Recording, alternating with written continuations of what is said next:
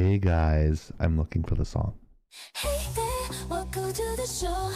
Here we go. Where we're bringing you the latest, don't you know? We're the hosts that you've been waiting for. Chieftain Hero, Black Light Oni, and Soda Pop TV. Laggin Out wants to shouting about. Bringing you the hottest news without a doubt. From internet trends to the games we adore. All the movie buzz and so much more. Why is my camera quality so fucking shit? My lights and I use lights. What is up? What was that, Noni? Oh, that's great. What'd she say? Why is my camera quality so much? And then she said something else I didn't catch. It's really Probably because I clear. don't use a lot of lights. It's clear to me. What is that? Is that the new And case? it's from this year, so it should go bad. Oh, November 4th. I will make it last longer than that. So Probably. Well, Oni, I had don't judge me, but I like lemon lime soda, like Sprite and 7-Up. no, whoa. Don't judge me. I would never disrespect such a simple, clean flavor as lemon lime soda. Sprite, Sierra Mist, 7-Up, those are classics. They Okay. are on par with ginger ale, okay? Okay, I When you got want a simple soda that feels light or you're not feeling well, that is a great soda, okay? And speaking of soda, Soda's taking the night off tonight. He's in the chat, guys. So just give a shout out to Soda. But Yeah. I said that because we've had like 4 like cases of soda diet 7-Up in the garage for a while, and I went to open. My mom went to open it up. It's like, this tastes like soap. We had to How throw old it was out. it? Yeah, I was a couple of years old. Yeah, that would do it. I Yeah. had some coworkers who did that. They're like, the soda just tastes weird. I'm like, yeah, because it Not- went bad. It expired like Not 2 this fucking soda. years Whoa, ago. It's one thing when it's like only a year or two. Okay, Yeah, there's yeah. certain flavors that don't do much, but when it's Sierra Mist, 7-Up, Sprite, as far as I'm aware of, use more natural flavors, so they will. I'm fairly certain they will degrade faster. And also remember, keep in mind the cans are lined with plastic. Microplastics for the They're not- win. Yes. So they're not gonna like get better with age. Okay, this isn't wine or Right. mead. But you know who gets better with age? Please welcome Black Light Oni. Debatable, but She gets spicier with age. To my that is right, confirmed because my spice tolerance has gotten up. So you know.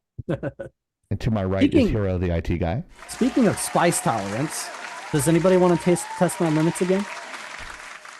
Nice. He's got the spicy stuff. Though because this I don't time have.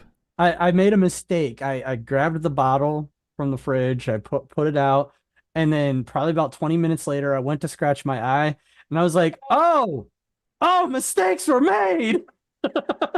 He's a college graduate, guys. Uh, But he's also Army. And let me know if my mic is too loud or not loud enough, chat.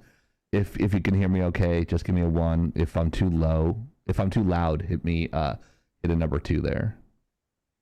So that'd be greatly appreciated. No, I'm kidding.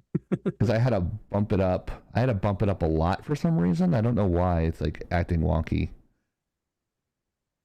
969.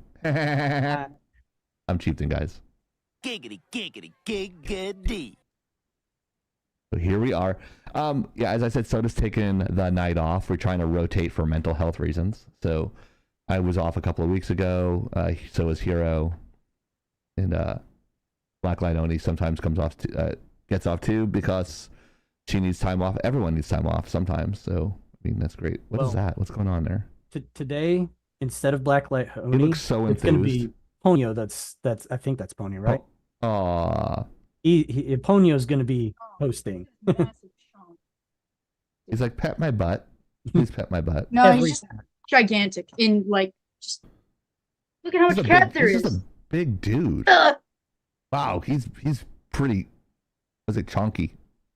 Oh, he Yeah, chunk. wow, he is pretty big, Oni. Yeah. I never realized he's almost as big as you now. Yeah, it's kind of scary. Yeah, But he's a nice cat. yeah. He looks like he's very lovable. He looks like he's not like an ordinary cat that's just like whatever. This is the one that just showed up, so you know. Okay, he's like, hey mom, what's up? Oh, I'm not his mom. I'm just the one who.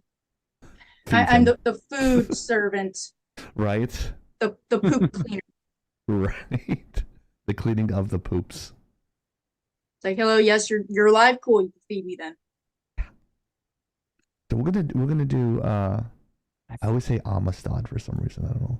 Starian. Not Astarian, yeah. The Astarian. Attention, darlings. Thank you. The preceding content is intended for mature audiences. Opinions and views expressed on this live are not necessarily those of Laggin Out Entertainment, Twitch, YouTube, Facebook, or any of its sponsors or advertisers. Viewer discretion is advised. Now, if you don't mind, I saw something shiny and I'm going to make it mine. Fantastic. Bye. Well, you just answered my question. Okay. Thank you. We were talking in the production chat, guys, so nothing big. We love support, and we're able to multi-stream because of you guys, because it costs us $150 a year to do so. But you don't have to do that. You could just come and show up and be part of this adventure we call Lagging Out Live, Fridays at 8 p.m. Eastern Time, 7 p.m. Central. Check your local listings for times and dates. You can give us a shout out. You can help us out on Facebook or socials. It's great. You can follow our stream page. You can even tell a friend. Engage in our posts that we post, although we haven't had many lately because I haven't been feeling well. So it's not because the content's not there. It's because I haven't been honestly feeling well to do it. So we'll get back in that as soon as we can. Summer is a little crazy for me. As you guys know, I work like a Jamaican. I have like so many jobs. So aside from Lagging Out, which I want to be my full-time job and get like $15,000 a month, that'd be amazing if we can do that and they can start paying everybody. But apparently Twitch, Kick, and YouTube fucking hate us and they don't recognize talent when they see it. So we still have to struggle every week. And if anyone wants to be a marketing intern for us, we greatly appreciate it. If we do get cash sponsorships, you get 10% of that contract. So if you guys want to do that, have a marketing degree, go to lagginout@gmail.com, LAGGINOUT, just like I see there, @gmail.com. In the subject matter, marketing intern, and drop your resume in there, and we can take a look at it. Or if you know anybody that's going to school that needs an internship, please let us know. Here's our fancy QR code that takes you to all the links that we have. We have a lot of them. We have, as we people say, a shitload of links. We are pretty much everywhere on social media. So please check us out then. Checking out our Discord. We appreciate our Discord Nitro people. Soda Pop, Hypernova. Oh, I cannot speak. Hypernova. You know I'm tired, right? The Mariner, Ezreal, Stormwolf Song, Prophet, Tyrann Death, and Mirren Soul. Thank you so much, guys. And last night we had the Mariner play Monster Hunter World, and he did a fantastic job. So a big shout out to him. Yep, especially when the monster swallowed him. Yes. So check him out on 7:30 Eastern Time every Thursday for that. And oh boy, that is a tough word. Anything that starts with the letter X, I'm so fucked right now. Xanathar? I'm currently playing Monster Hunter. Actually, awesome, Xander. That's awesome. How are you liking it, by the way? I watched a couple of things. I'm not sure if it's my type of game, but I would watch somebody playing it. So from 1 to 10, how are you enjoying that game? He's already in the expansion, Iceborne, halfway through. Oh, nice. I'd say Awesome. he's enjoying it. He's one of my buddies, another one of my buddies that try to bring them Well, all. thank you, Xander, for taking time out to watch us tonight. We appreciate you putting up with our tomfoolery and our mouths and all that stuff, all that good stuff. But I'll read it if that's okay with you guys. You want me to read it? Sure. Do you guys mind if I do it? always talking too share much? the combat kilt. So I'm gonna butcher this like a mother, but we'll try. Xanathar. What does Xanathar treasure above? What does Xanathar treasure above all else? We don't English well. Knowledge. Oh, what does he? It's a person. What does he treasure above all else? Okay, I get it. I don't English well. Knowledge, B, his goldfish, or C, treasure. We ask you not to cheat and just guess, because everyone has the interwebs, and we don't want... Cheating's never a good thing, so think about that. We'll have the answer at the end of the show, and you can actually have a discussion in the chat. We encourage positive debates and questions as we go. We'll do a station identification after a little bit, letting you guys know that, hey, we're still here. And you can comment, like, and subscribe. If you're on Facebook, don't forget to bang that bell at the top right-hand corner of your screen so you never miss an episode or any of our content on youtube.com. I don't know who Xanathar is. Neither do I. Does anyone know who Xanathar is? Are you- What's that? I feel like Oni knows. She's mad at us for not knowing.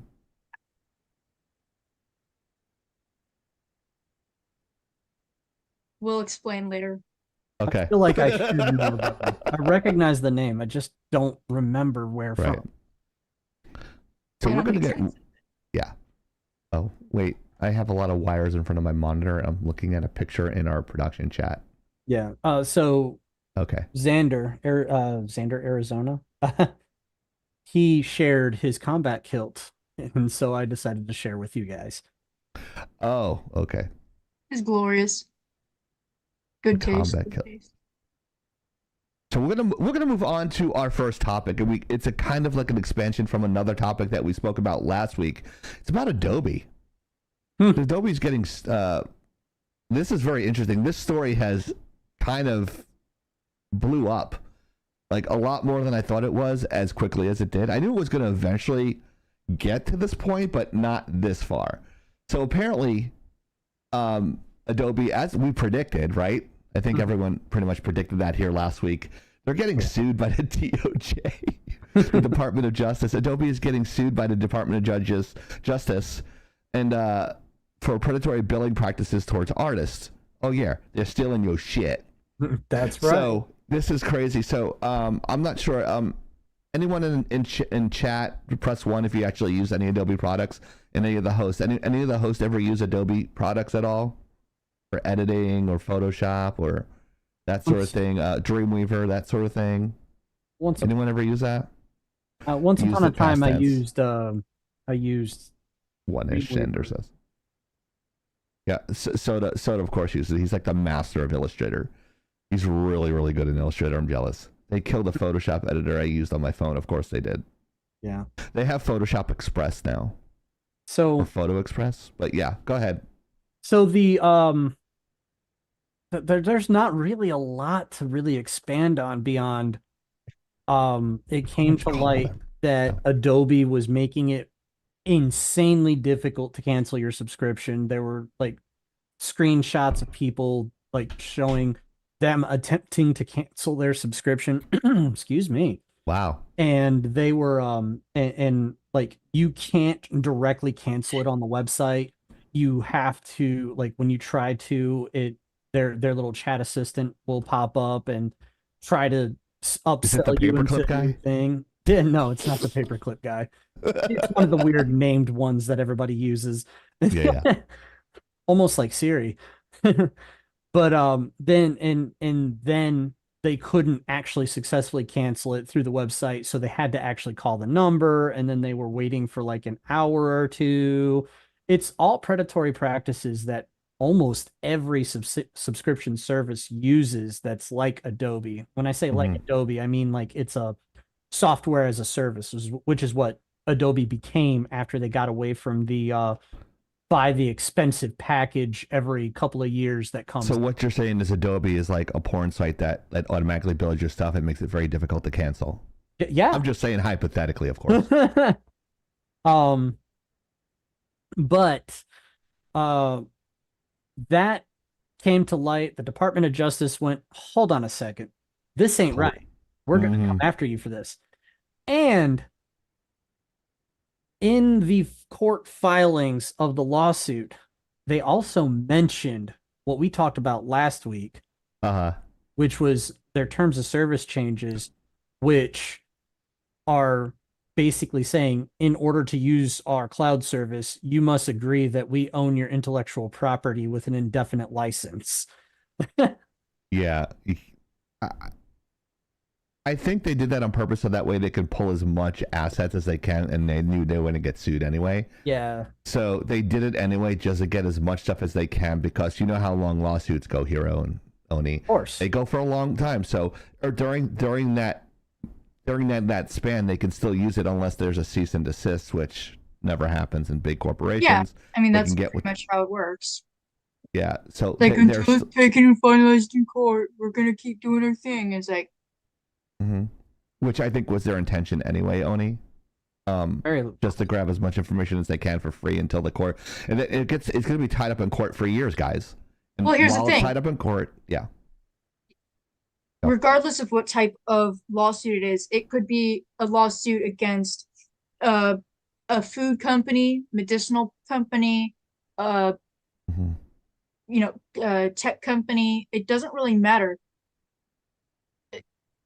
Companies will, not always, but if they're corrupt enough, will look at the bottom line and say, okay, it's going to cost X amount of dollars to take care of it ourselves, regardless of what if a company finds out that this was an issue or not. Or we can go with it anyways and settle any lawsuits. And it might be cheaper just to settle the lawsuits. So that may or may not happen. In the IT billions. world, we call it the risk assessment matrix, where they literally create a budget and they're like, all right, we'll have this budget to secure our shit. And we evaluate all the risks in security, and we evaluate each line item and say, all right, we're willing to accept this risk, or we can't accept this risk. We need to secure it. Well, if they accept the risk, then they create a budget for fines that result from said risks. And instead of fixing the problem, they go, oh, the fines are cheaper than fixing the problem, which to me, that's just skeezy. And me being a security guy. But it's legal. It's not moral, but Right. it is legal. Right, but considering that corporations are considered humans now, like They have been we can since, actually what, like throw that 60s? morality thing in there. It's not moral, but what corporations are moral? I mean, What up, Winry? Hi, Winry. How are you? Thank you for being so active in our socials. We appreciate you, Winry. A big shout out to her. You know, what companies I believe are the least moral? The ones who keep saying that they're moral. Right. They have So to the more you project try to it. tell me and prove to me that you're moral, the less I'm prone to believe it. So It's companies like Starbucks, companies like insert Disney? names, I don't fucking believe them. when companies say they're moral, Oni, I feels like it's like when I see a bumper sticker on a dude's car that says "I love my wife." I'm like, that motherfucker cheated on her, and he's got to let everybody. It's kind of like, yeah, we know you're married to her, so we know you love your wife. It's like we're a moral company. No, you're not, Disney. Although now you're finally making me money, so. But for how long? Hold on to your Right. hold on to your wallet for that one. That may not last. Right. It's okay. I have a diversified portfolio with commodities, bills, commodity stocks, and bonds. I So know we'll where you see got what that happens. from, sir. I've had that for years. I've had silver forever. I have like shit ton of silver. Like I have like these big giant quarter proofs like this. They're like 8 troy ounces. It's ridiculous. But yeah. You gave me the link and then oh my god, I just realized you gave me a link and I didn't even look it up. I'm such a horrible friend. It's not ready yet, is it? Hero's trying to make me money and I keep on saying no. What's not ready? Oh, I thought never mind. I thought you were talking about something else. No. Feel free to share the meme I sent you earlier. Okay, I think that's. He He's sent talking to Hero. me a meme, and it's in relation to Disney and the Acolyte. Oh, okay. Oni, did I interrupt you again so rudely? I don't remember. I don't remember either. If I did, I'm sorry, Oni. No, you're okay. Yeah, don't even get me started about the Acolyte. I don't watch it. Yeah, I listen to what's going on. we'll be talking about. I know that's not in our topics, right? No, We it's should not. talk- Yeah, Because we it's purposely took just it out. a fucking bottomless pit of what the fuck is going on. Yeah. He's Oh like, my god. well, I was talking to Magma about it, and he said, first 2 episodes were okay. You know, they weren't like anything to write home about, but they were okay. Mm-hmm. Then episode 3 dropped, and he has refused to watch it since, which, I mean, hasn't been that long, but Did they make some of it in Photoshop? And if they did, does Adobe own the property to some of the textures in the Acolyte? Some of the effects? Or the paintings or the backdrops? see, and that's the thing I also questioned was, we brought this up last week. If they say Mhm. they own everything, you know someone's going to spam some horrible shit in there. Oh, yeah. You know, totally. the AI poison pill is a thing. Well, yeah, I mean, look at Nightshade. That's used to scramble those programs, as it fucking should. And here's the thing. I'm not saying AI in and of itself is bad. I'm saying when you start blurring the lines of what is or is not legal, what is or is not property or proprietary, it's it never ends well. Yeah. I don't call I think Magma feels very strongly and totally respect his stance on that. But as Lagging Out being a news source of talking heads, we don't call for boycotts on anything publicly. Here's the thing. I want people to succeed at things. I don't want people to be losing money. I want people to be able to do what they want to do with their lives and make money and go live their lives. Yeah. I have an issue with the way they're running their business and how they're treating their customers and their fans. I mean, Disney's also in another lawsuit because that whole proposed business plan that they had that was like $1 billion+ was canned after many people already moved over to Florida. So It was a new What's Nightshade again? Nightshade is a program that essentially puts a mask over whatever you input into Nightshade so that when AI goes to read it, it actually basically corrupts itself.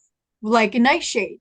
Nightshade is a family of plants which tomatoes and potatoes are a part of, where certain parts are edible, certain other parts will kill you. Yeah, they're actual poison to you.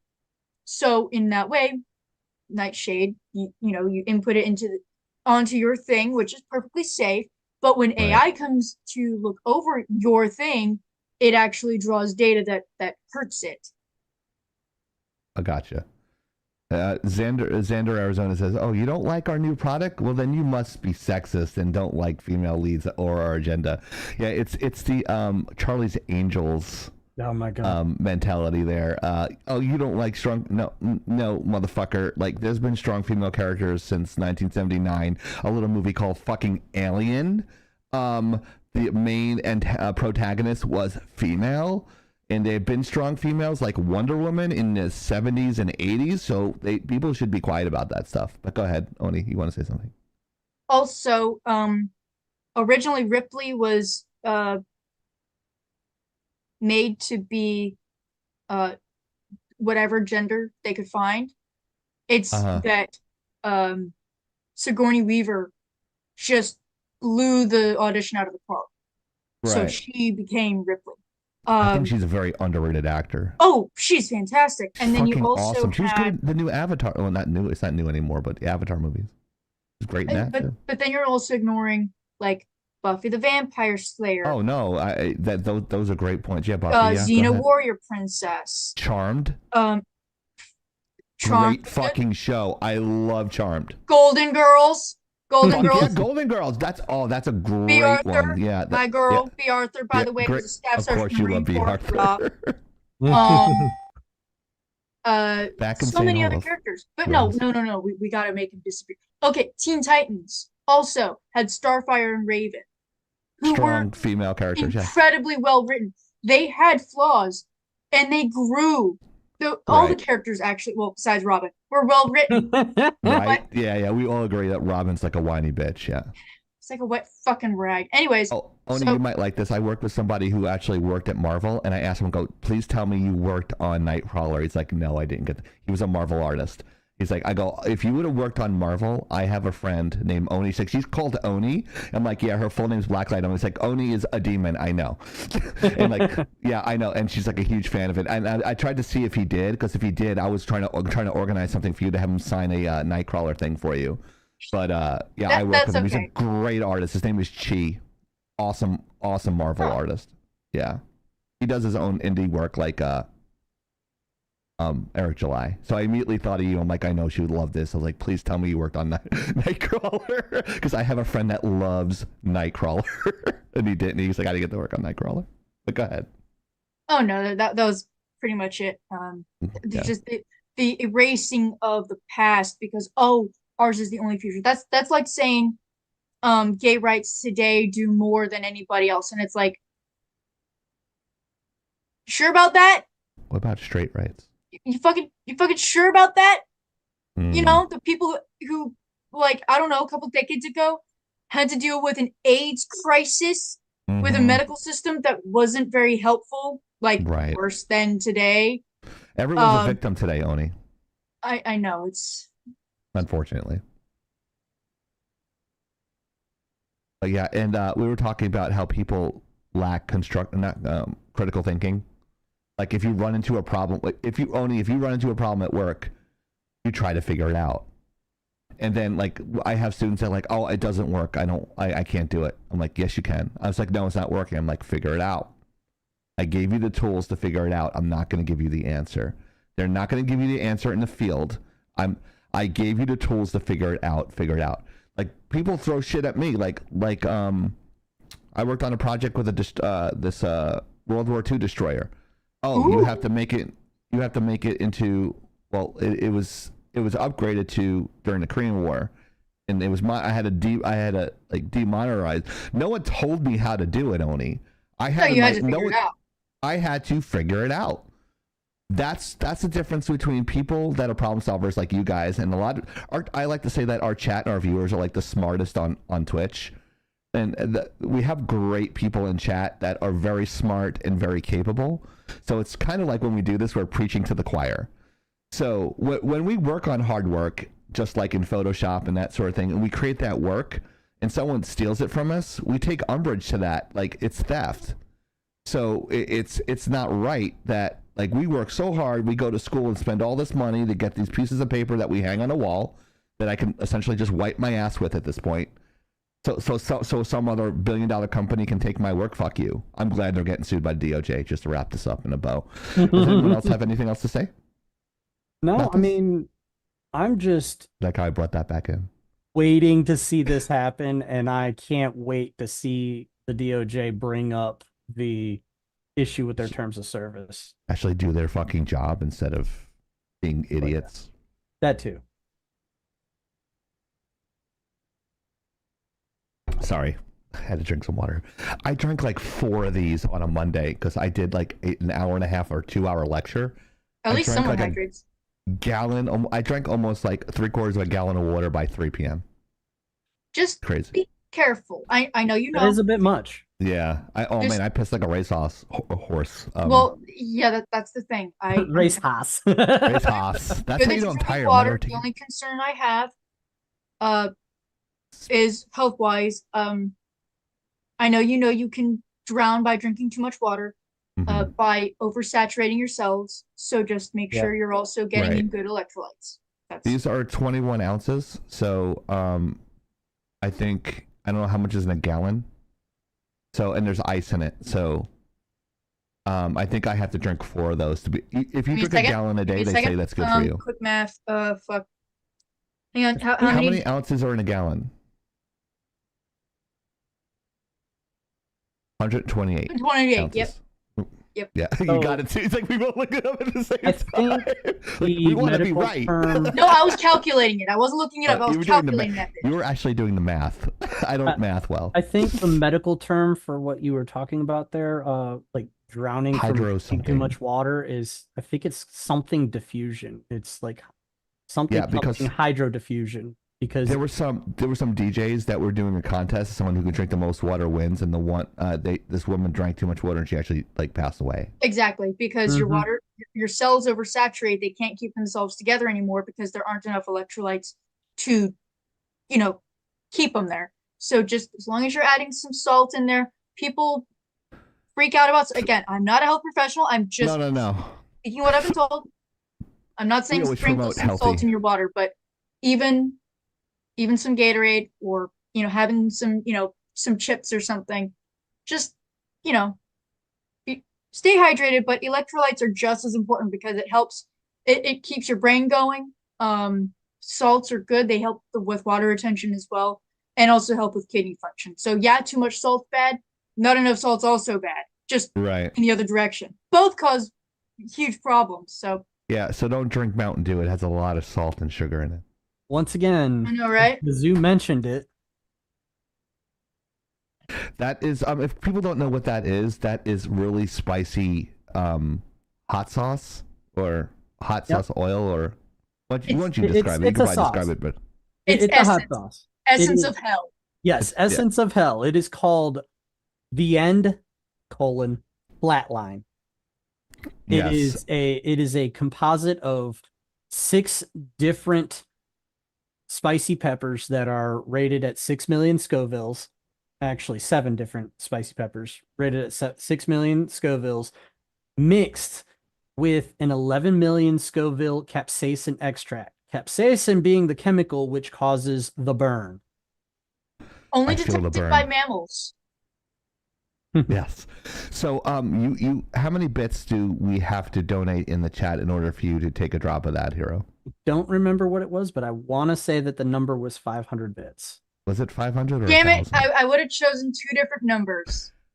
I think Oni donated, like, wasn't it 1,000 you donated? The first time it was 1,000 bits. Yes. Yeah. I think it Oh. was 1,000 because it's really painful. So we made it 1,000. Okay. Yeah. I, Made it I 1,000. I would propose 2 different numbers. Sure. Okay. 666 Or or and this is for my Warhammer folks, 888. oh, shit. Crazy eights. Oh no, that's not why. Okay. Blood for the blood god, skulls for the skull throne. You want to do 888 today? We'll do 888. Sure. We'll do 888. 888. So you guys are getting a special deal. So it's not going to be 1,000. It'll be 888. And how many limits for the live? How many times are you going to do it? We'll play it by ear. Okay. Last time we did it, I got I think 3? 3, and I was fine. Okay. Fine. Appreciate you doing that because I don't have the alcohol. I don't want to do it because I'm not in the mental state to be drinking alcohol. So I appreciate you doing that. Yeah, because if you're depressed, you shouldn't drink alcohol. Yeah, because it's depressant. So. Generally, Yes, exactly. generally good rule of thumb there, sir. Yeah. So I mean, I don't drink at all anyway. I mean, I don't drink often anyway. So, and if it makes anyone uncomfortable in the chat, I won't drink. Or if any of the hosts don't want me to do it, I won't do it either. So if you guys don't feel comfortable me doing it later or in the future, please let me know. And if you don't like it, say, oh, we don't like Chieftain all like sauced out, so to speak. But next up we have Hero's hard drive. So let's go to Hero's hard drive.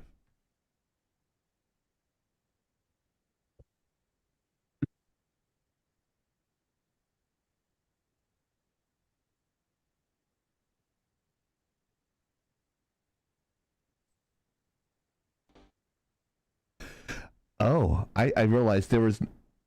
Oh, let's do that one more time because I realized why now it wasn't playing. I'll do the. I think the audio will work now. Hold on.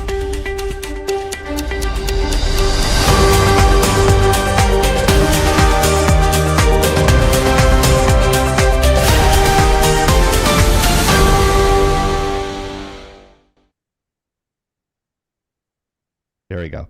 I realized it was turned off. What? Oh, okay. I thought that was an old video with your hoodie on, Oni. I'm like, I gotta look really quick at the because you haven't worn that in so long. That's hilarious. All right, there we go. All Heroes right. hard drive. So Heroes hard drive. So let's move to this. you have a slide, Yes. and then we have another slide. Also, we have a link, the very first one I posted, Mr. Chief. Yes, sir. As you're talking, this is the Nintendo Direct one, correct? Yep, this is the Nintendo Direct. Nintendo, as our title implies on that certain green site, because we cannot name that because YouTube hates it, and I'm not sure how Twitch feels about it. Right. There was an announcement bomb dropped on the gaming community this past week. I thought that this was an appropriate article / topic to bring forward as well. When we did our June 1st show this month, the release window was lacking. I mean, not everything was an absolute disappointment, but Turd burger. there just wasn't a lot to speak of that we really felt was meaningful to the gaming community, or at least our gaming community. So Right. Nintendo came in clutch this time. And yes, I am a Nintendo fanboy. I am not sorry. You Nintendo should be. is very, very strong. And, well, almost everybody has a Switch. Like, if you have a Xbox, you also have a Switch. Just about everybody. Not everybody, of course, but just about. Well, I mean, then there's people that have lives and work all the time, like this guy. You work more than I do. Well, I debate that one sometimes. So yes, this is really just an announcement of games to come, but I felt that there were enough big names in this announcement to mention now. Everybody prepare your wallets. So to start with, I'm going to bring up this page on my window because I kind of need a reference point here. If we scroll down, this is nintendolife.com. I'm going to give credit where credit's due. I'm not stealing material. I'm borrowing it. For a news organization, it's covered under fair use. Yeah, well, Yeah. you can argue that one with the lady that claimed the the video that we did a couple weeks ago for Animal Crossing crossed over with Doom. She rejected our dispute when we disputed her copyright claim. So if we scroll down to the very first announcement in the update trailer, or the Nintendo Direct trailer, we will come across a game called Mario and Luigi Brothership. It's the very next heading. A little bit farther, And there we go. So we don't need to play the trailer as long as the clip would show up. You just scrolled past it. Go back up. Wait, no, never mind. My bad. I'm watching the Twitch screen too. Oh, sorry. Delayed. That's my fault. No, you're fine. So this game, from what I've read up on it, it's very much like the game It Takes Two, where it takes two people playing the game at the same time to progress the game. It is a 2-player only game.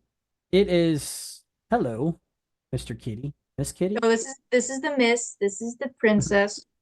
Ah. She doesn't like being held for long, but she wanted attention. Sorry. That's Oh. okay. Should not make that mistake again for the next 20 minutes. Oh yes, she will. 'Cause she's looking at me. But this game, like, it looked very interesting in the gameplay. It kind of had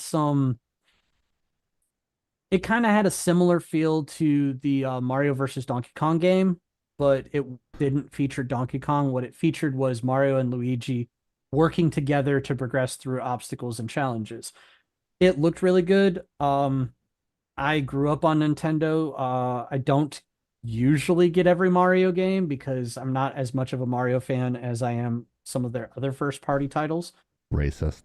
But I do enjoy them when I do play them. I really, truly enjoyed their full 3D Mario games. I love immersive worlds. I'm not as big of a fan of side scrollers. It just kind of depends on what they portray. This game looks interesting to me. I have decently high expectations for it, or it might just be fine, like some of the other Mario releases recently.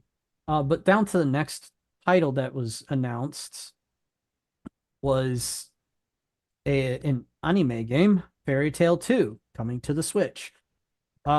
Very big franchise, pretty popular. I don't know how popular it is in comparison to. Is it on that same link for Nintendo? Yeah, it's just down a little bit further. What's it called again? Fairy Tail 2. Oh, got it.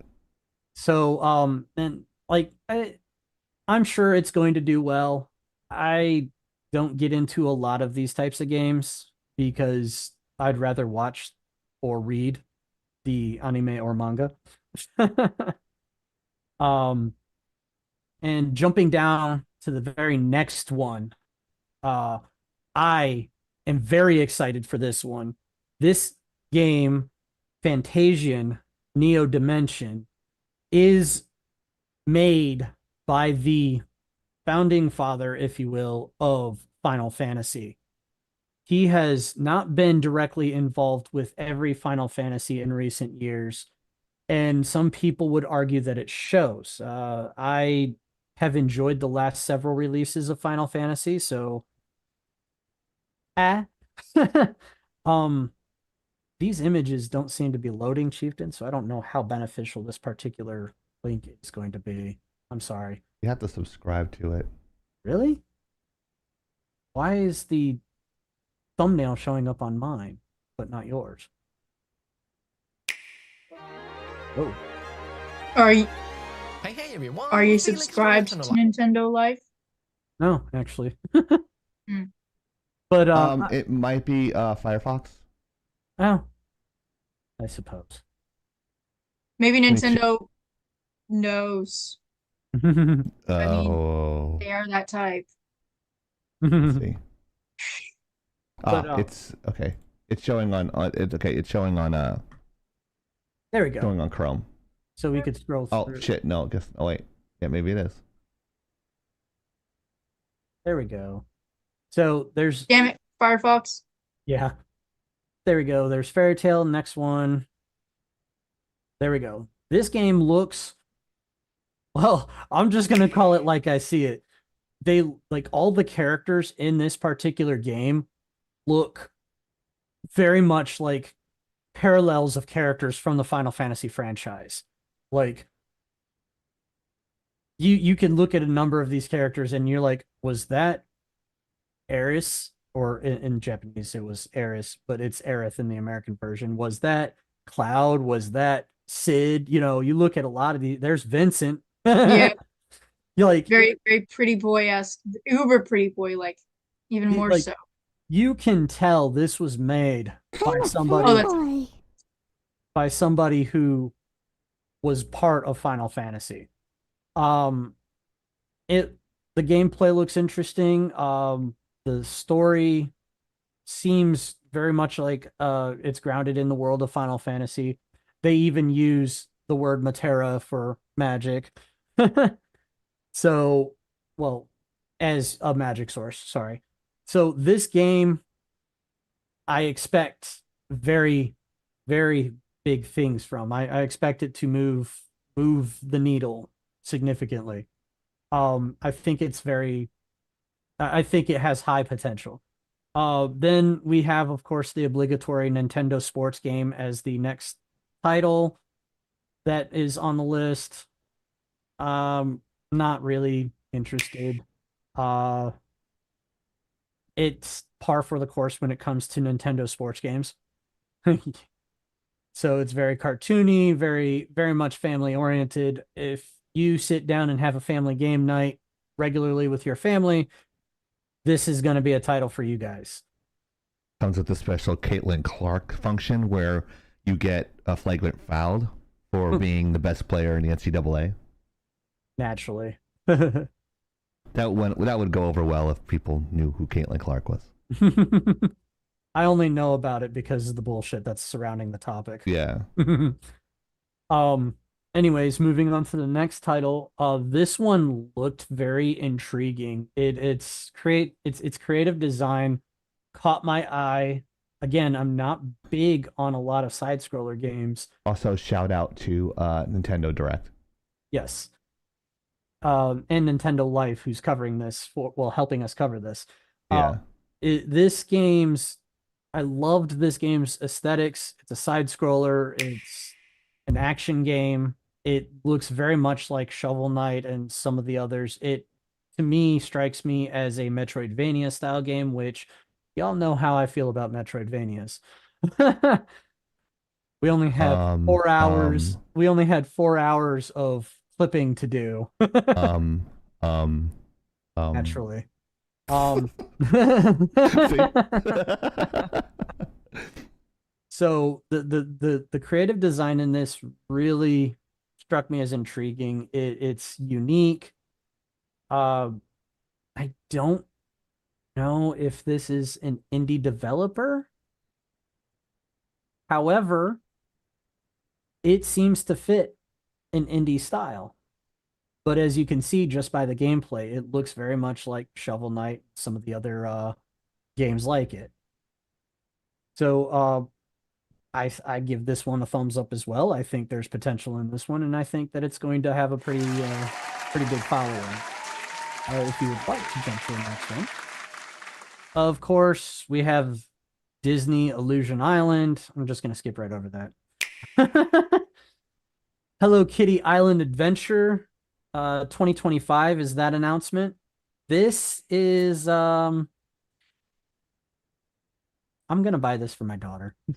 Aw, bullshit. You're buying it for yourself. I watched her play Princess Peach's Showtime, Uh-huh. and it was fun to watch her play it, but then shortly after she played it, she probably played it about 5 hours or 6 hours, and then she flipped over back to Minecraft, which is her current addiction. Hey, Choco Cat. Yep. Colorful, definitely fits the Hello Kitty demographic and appearance and style. Kind of seems like a Animal Crossing style game. Hey, my yeah. melody. Pum Pum Pudding, yes! Hey, look, if I don't get to have Deary Lou anymore, I'm gonna have Pum Pum Pudding show up like a motherfucker, okay? That's fine by me. But this definitely looks like an Animal Crossing style game. Fake Maybe news, Magma. even a play on, The Sims to a degree with a little bit of extras. Maybe not so much The Sims. Looks It looks good. like the game I worked on, Lucky's Tale, almost. It's the same type of template. The same, like, brightly colored, happy-go-lucky candy, like, overly saturated environment. I would definitely say that that color palette, that environment is probably intentional for the kids. Oh, yeah. I could be wrong. I'm surprised they don't have her sister. Well, it I mean, I know it's only a snippet, and I know more, but if anyone didn't know, we're talking deep lore here. Hello Kitty's been around for decades. Hello Kitty is a twin. Her sister's name is Mimi. And yes, she has a named father and mother. I do totally agree. This is definitely based on Animal Crossing. But if anyone is familiar with the way Sanrio does things, I mean, like, people think Nintendo is uptight about their marketing, and they are, and it works. I mean, look, Hello Kitty has been doing it for decades in terms of merchandise and collaborations. I mean, you're talking tumblers, you're talking clothing, you're talking accessories, makeup, snacks. I mean, like, people go, oh, Hatsune Miku is the Empress of Japan. It's like, oh no, bitch. Don't you fucking disrespect Hello Kitty like that. No. She's been doing this longer than Hatsune Miku was even a thought. Shut up. Sit down. Hello Kitty mastered it. And never had to do any adult marketing or anything. Hatsune Miku has been put in some very skimpy outfits because, well, she's a computer program, even though she's designed to be 16 or 18 years old. please. Which one is it? It's an important question. That's the thing. Yeah, well, in Japan and depending on the state, doesn't really matter, does it? Okay. Yeah, that's where shit gets really creepy. So, yeah, Hello Kitty's been able to do it successfully for decades before Hatsune Miku and Vocaloids even hit the market. So, Hello Kitty can own this shit. She's gonna be. I guarantee you, there are gonna be plenty of adults playing this game. It's gonna go. It's gonna do great. Yeah, I think this is going to do great. It's going to do gangbusters in Japan, and there's certainly a market in America for it because there are those people out there that absolutely adore products from Japan. I hate to be choppy with my transitions, but to move on, the next particular game that they have listed is Looney Tunes Wacky World of Sports to come in fall of 2024. I don't know if you really want. Yeah, we can do that one.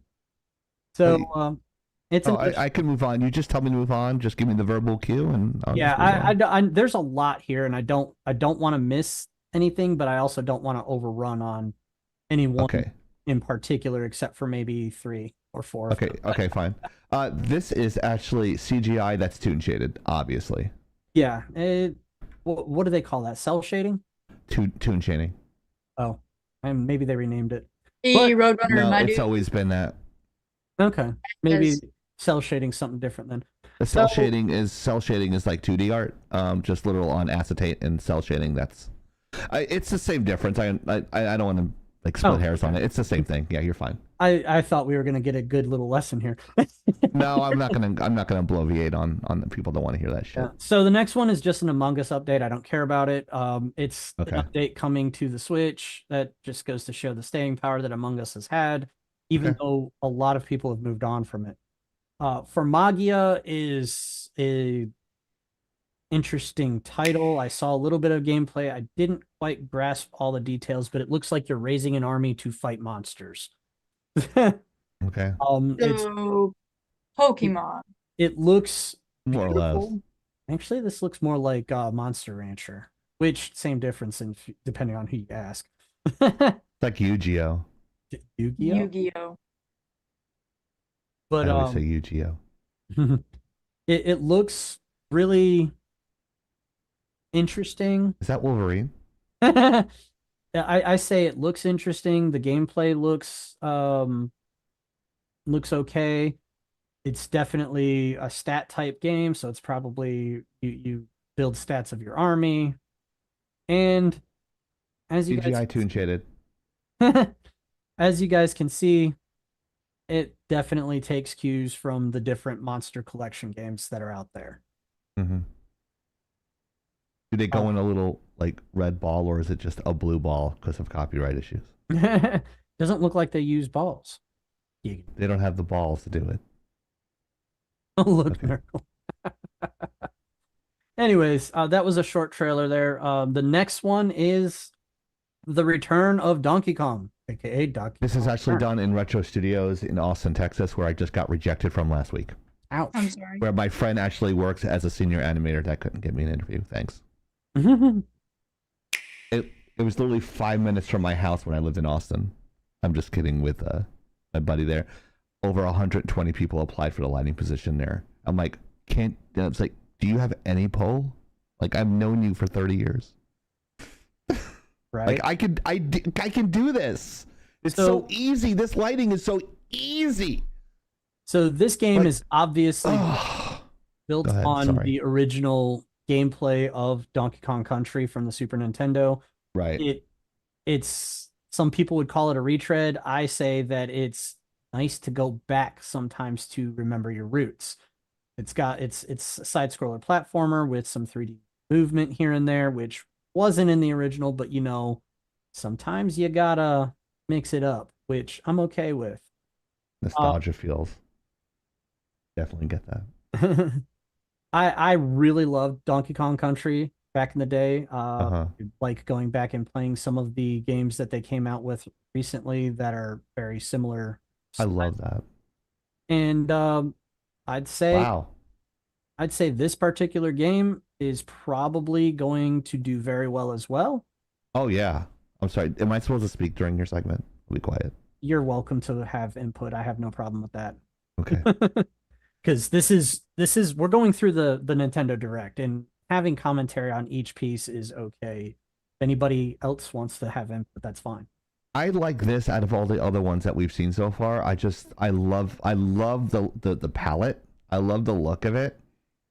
It's something that I would, even if there was 25 hours in a day, I'd play this game. And I don't say that a lot about Nintendo games. So like I'll play Smash once in a while with my nephews, but this looks like a lot of fun. It's that 2.5 side scroller feel, but like the environment is rendered, and like even like that has blue lighting in the background, and the only bad thing is that the characters don't adapt to the lighting. They're all the same color, but other than that, I think this would be very fun for everybody. Absolutely. I don't know. It is Just one looks of a those lot of fun. family type games too, because if you look at it, it's 2-player, just like the originals. I would totally stream this on Twitch. And I love that. That's so cool. Go ahead. Sorry. yeah, Oni, you got thoughts? I didn't grow up playing Donkey Kong, as you can probably imagine, Yeah. but I mean, I've seen Donkey Kong before, and I appreciate that they're actually going back to what made them great. The textures look really nice. It looks really Oh, yeah. clean. It's what I would imagine if you were to take those old games and essentially clean them up with today's technology, get rid of any blurring, sharpen everything without making it look super sharp. It looks like it fits with what Donkey Kong was. I mean, I like the physics of everything, the little details, just the little everything going on. You see the cart when it hits the ground, it kind of bounces back a little bit as it settles in. You see the ship kind of shake a little bit more. I like that. I like that attention to detail. It looks like a classic Donkey Kong game with Now, today's technology. So I will add on to I will add on to this. This is kind of a retread from this game was originally on the Wii. Just so you know. And they remastered it once for the 3DS, and now it looks like now they've remastered it to bring it to the Switch, and they basically took everything from the Wii and the 3DS and crammed it into this game and remastered it, gave it HD, which Okay. I'm not mad because, well, most Nintendo people, I say most because there's always different groups of people in each community. Most Nintendo people enjoyed Donkey Kong. And with the Wii and Nintendo 3DS shops shut down now, well, this is your chance. Yeah. I will also offer this up. This is what they've been doing with the Nintendo market is exactly why they shut those other shops down. Oh yeah. It's because they brought that market to the Switch, or they're bringing that market to the Switch. I mean, they have to, or their fans are going to be really pissed off. Yeah, and I'm sorry, as greedy as Nintendo can be, they know how to market, and they know how to keep their base. Yeah. Yeah. That's why they've been so successful. People can get all butthurt and, snappy about it all they want, but the proof is in the money. Yeah. Kind of hard to argue when the dollars and cents do the talking for you. So here we go with the next one, Chieftain, if you would like. Dragon Quest III. Rest in peace, Akira Toriyama. I will also, by the way, be offering some commentary on Sandlands when I get a chance to play it. Still working my way through Stellar Blade. Awesome game. Anyways, Dragon Quest III HD 2D remake. That's a mouthful, guys. So, this game is obviously part of the Dragon Quest franchise, and Dragon Quest 3 HD 2D remake and Dragon Quest 1 and 2 HD 2D remake are all coming out in November. And this is the remake of the original trilogy of Dragon Quest, as you can see. And it looks very well done, in my opinion. It's taking the original classic graphics and classic animations and everything and the classic battle engine, and it's giving it a 2.5D look. You could see they've got all the maps and everything are remade. It's not fully overhead view like the original was. It's got some cutscenes animated into it. This is another one I think Nintendo is bringing the hammer this direct, is all I can say. What do you guys think?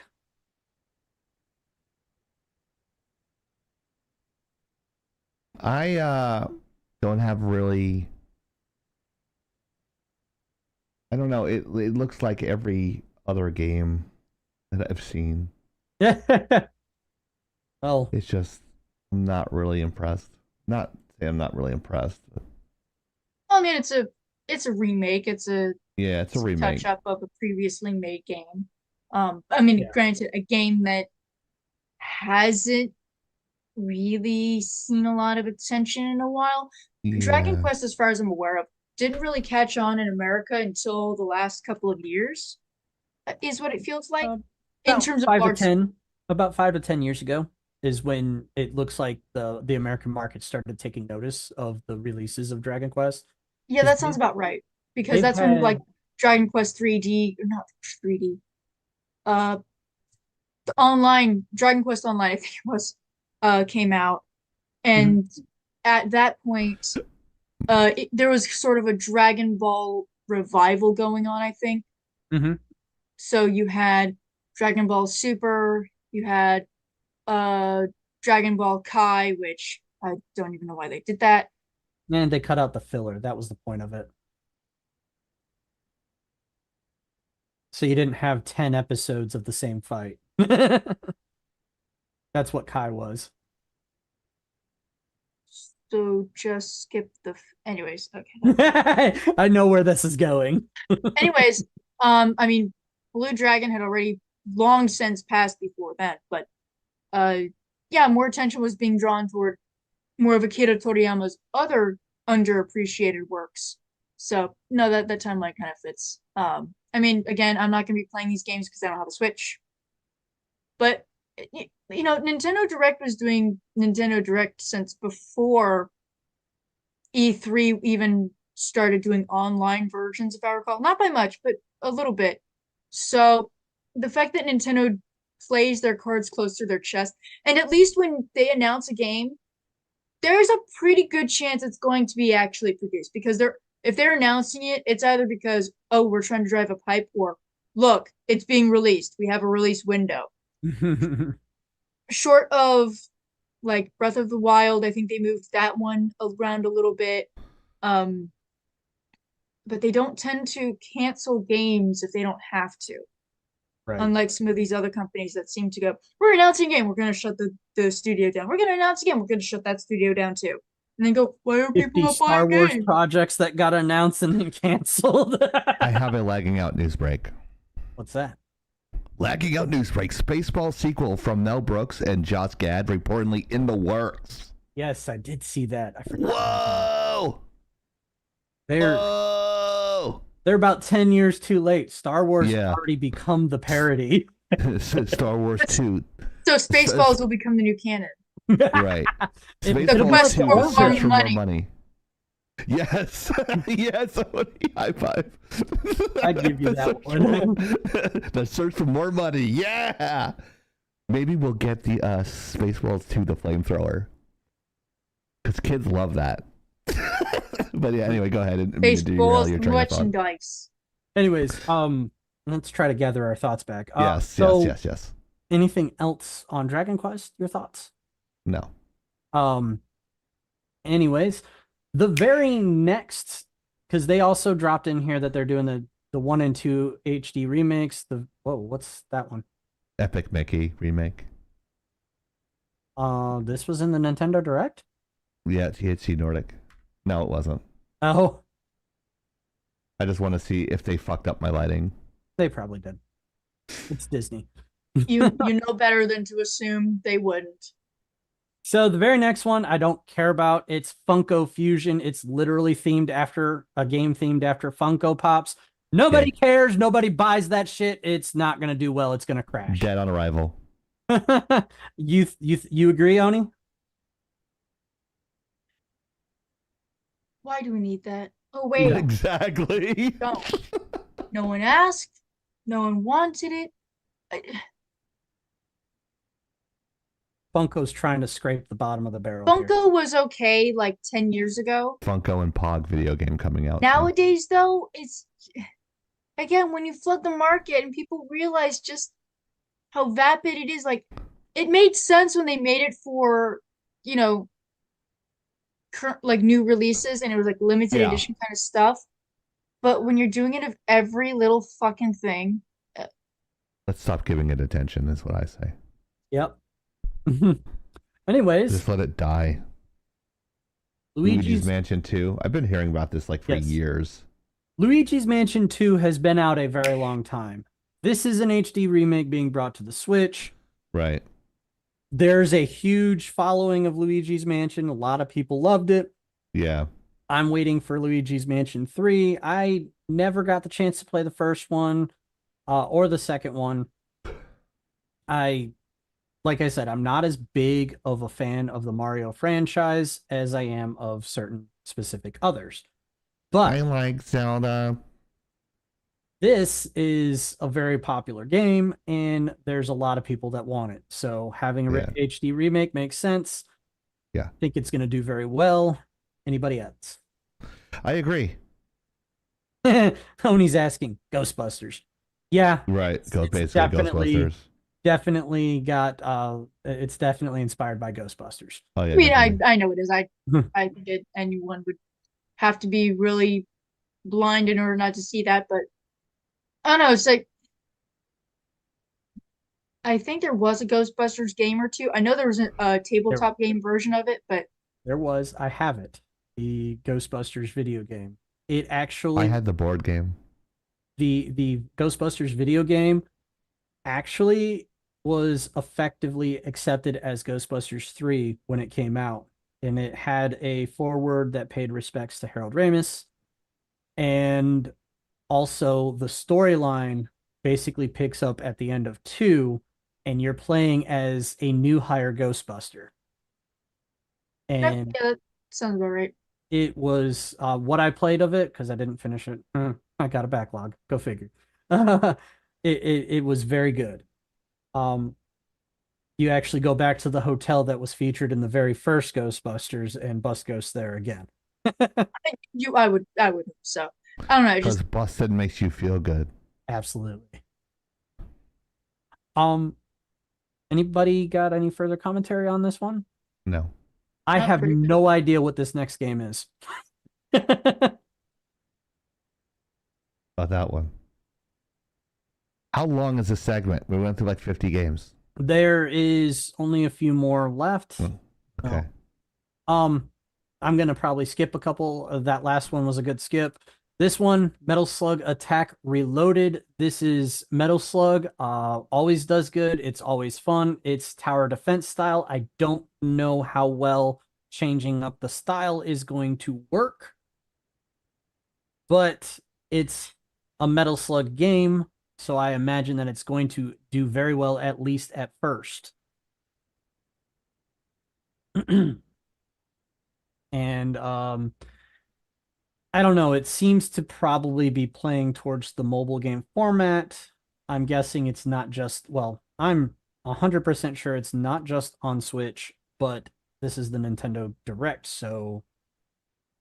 They basically have a faction that looks like Nazis. Go figure. Good to know I was the only one who saw that. Okay, thank you. Yeah, I knew Oni would see that, but I wasn't sure if anyone was paying attention to it. It's like, oh, let's change it a little bit. Use the same color palette and change it up a little bit, but still make it look like it's fascist. Yeah, make it an X instead of a certain symbol that swastika, symbolizes both yeah. the sun and the four directions. With Mind Mustache you- Man, yeah. Mind you, the game was always themed after killing Nazis. I Oh, mean, okay. Yeah. okay, I just let's just say it's one of those things that I mean, like, okay, I will say, okay, I'll say it.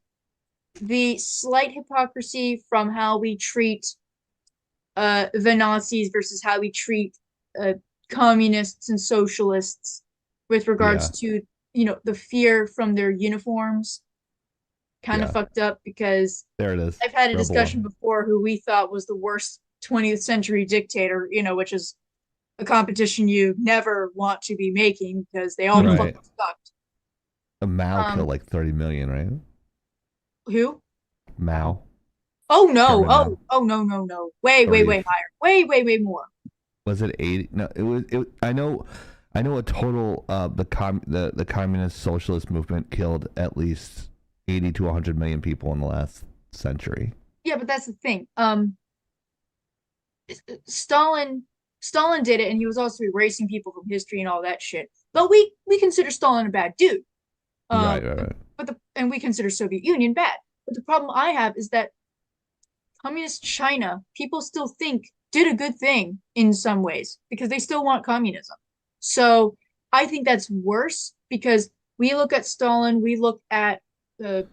Mustache and go, bad dudes, which they were, absolutely. What about Mao? What about all the shit he did? There was another one too that was pretty bad. Oh, there was Pol Pot. There was the Butcher of Benin. Yeah. But they're not in this game. Well, no. Nazis are in this game for some reason, and you make a great point. Like, why aren't the other ones in there? Fascism is actually a leftist Socialism. ideology. It's a national socialist movement. Yeah. So it's literally the part of Nazism. Right, National. but what we're taught, it's an extreme right wing ideology, which is factually incorrect. But everyone says it, so it's got to be true. It's like if you say things enough, people believe it. Well, you know what's interesting? What? Political views, in my opinion, they're not linear like a line. They're more like a circle. That's The gee, more I you wonder kind of who wind up over here, the more you wind up nearing each other, and then you wind I up wonder- right where you started. it's In my like you. Oh, I see it like a I think I've said that to you before, or I've said it to other people in the conversation, but that's my same view. It's convergent like, evolution. It's more like a horseshoe in a circle. It's convergent thought. I'm in that same camp, Omni. I totally agree with you with that. Moving on, Darkest Dungeon. Do you want to do this one, Hero, or do you want to? I'll kind of gloss over it. Darkest Dungeon has been out for Darkest Dungeon 2 has been out for a very long time. It's very popular on Twitch. It's a horror / dark game that's themed, or very, very much horror themed. It's a very dark world. It's very popular, and it's coming to Switch finally after years. And I don't see it as I don't think it'll miss, but I don't think it'll do particularly well. I don't think there's a lot of need for excitement over it because, I mean, it's been out on everything else for a while. So moving on. Excuse me. They also talked about Switch Online expansions. Don't care. It's their online service, which it's good, it's bad, it's somewhere. Like julienne fries. Phantom Brave: The Lost Hero coming in 2025. I didn't pay much attention to this one. It's an RPG, and it looks a lot like other RPGs. This is one that I've been waiting to get to, Chieftain. Go ahead and roll the clip. I thought they canceled this. No. So, the fighting collection for Marvel vs. Capcom is coming to Switch, PlayStation, and Steam. And that's it. Wow. It's That's not it? coming to Xbox. And a lot of people, when this announcement hit, It's going to Steam, no. it's going to Steam, but not Xbox. But not Xbox. I'll get to why. All right, go ahead. So when this hit, and everybody saw this announcement, they started screeching. It was music almost. I don't like delighting in other people's suffering, but this one just made me laugh really hard because Xbox did this to themselves. This collection is the classic collection, every fighter, every Saber game. tooth. And it is massive.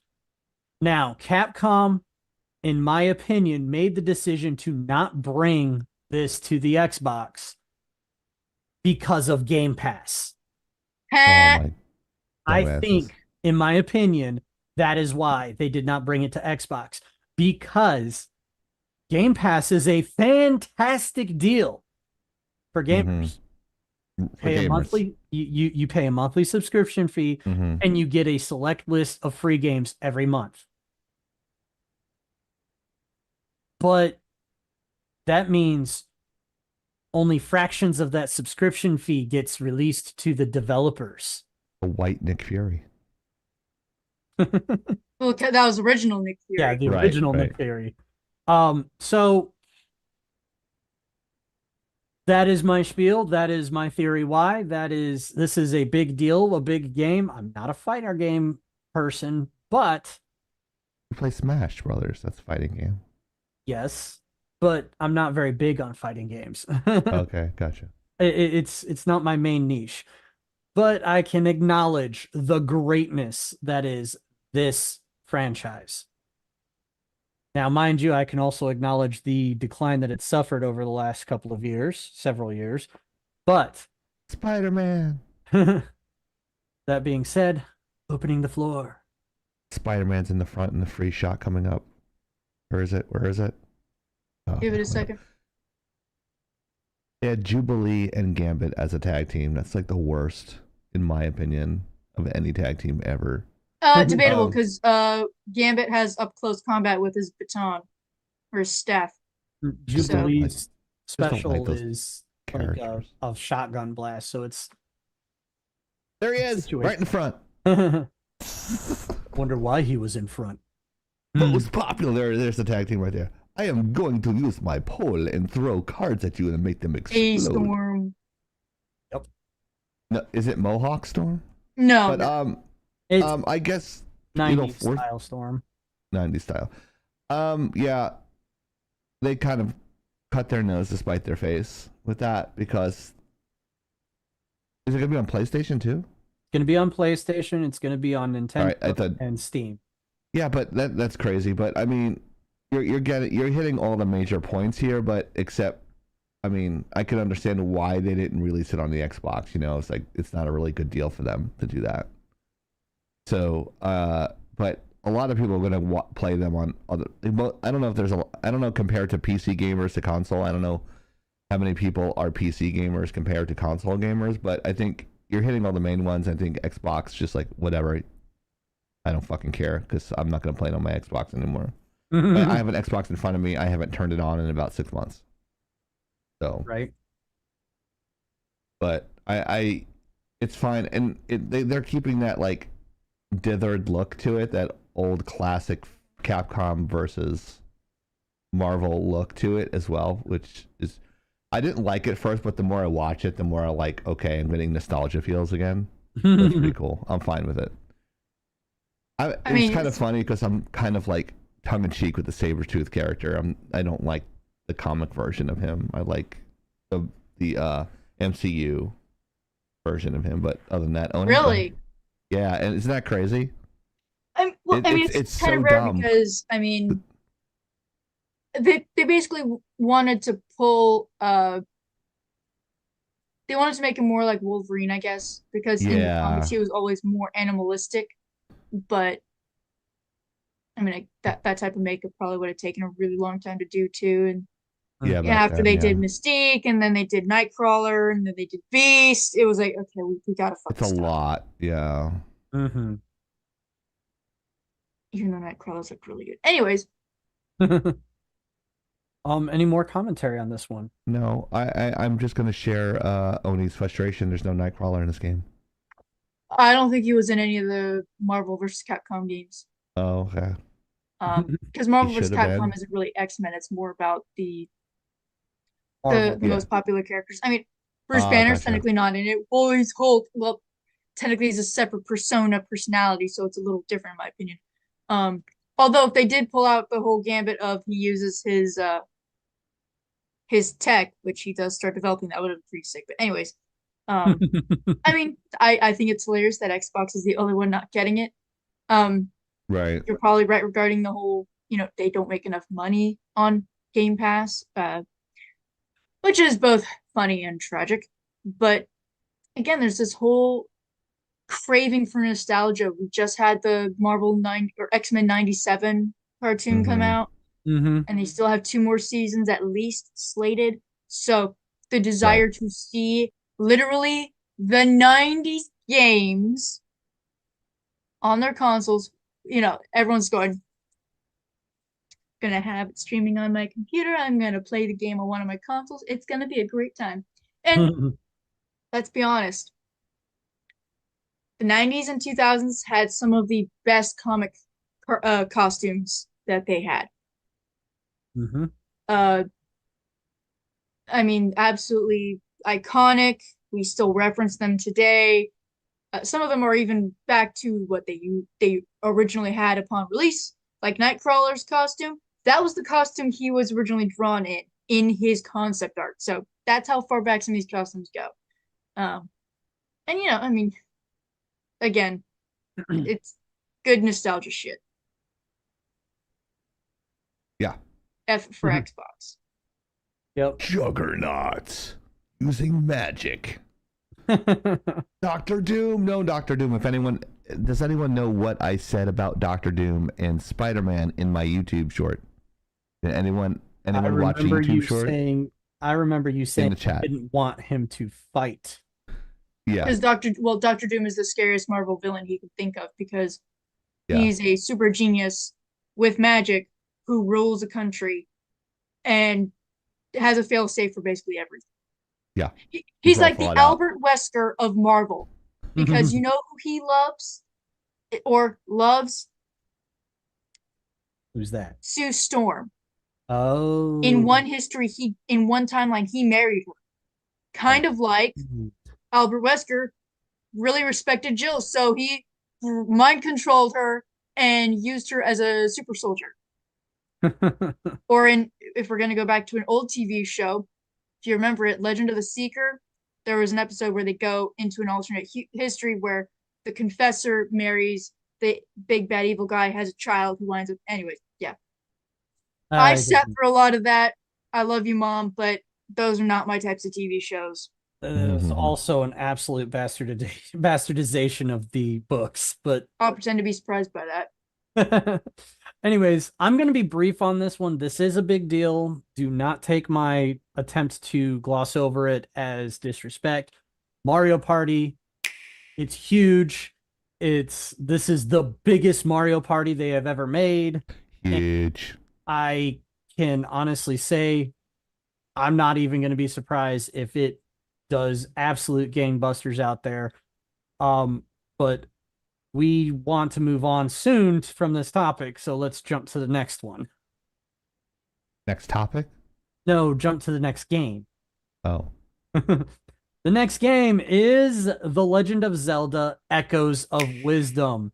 Now, this game features Princess Zelda as the game's story lead. And as you can see by the trailer, they're going to show why in a moment. Mind you, this is not a new concept. Those of you that know deep Zelda lore, the original Zelda game, well, Zelda 1 and Zelda 2 were released, and then following that, Nintendo made a oopsie and licensed their IP out to a system called the CDI, or a company called CDI.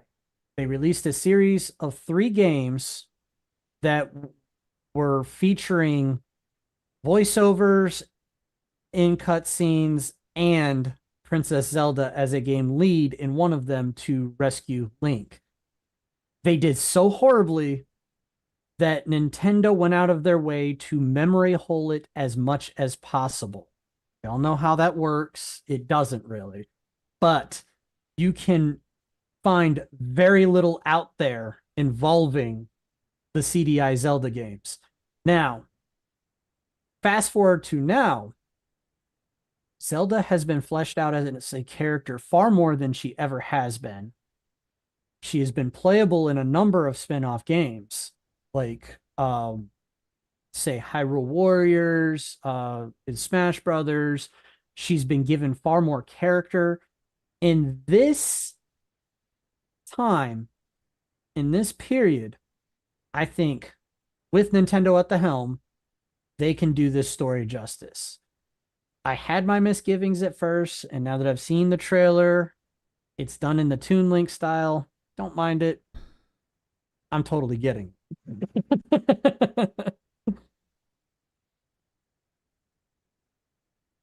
Comment. I think it'll look good. I think people are gonna like this. So take my money.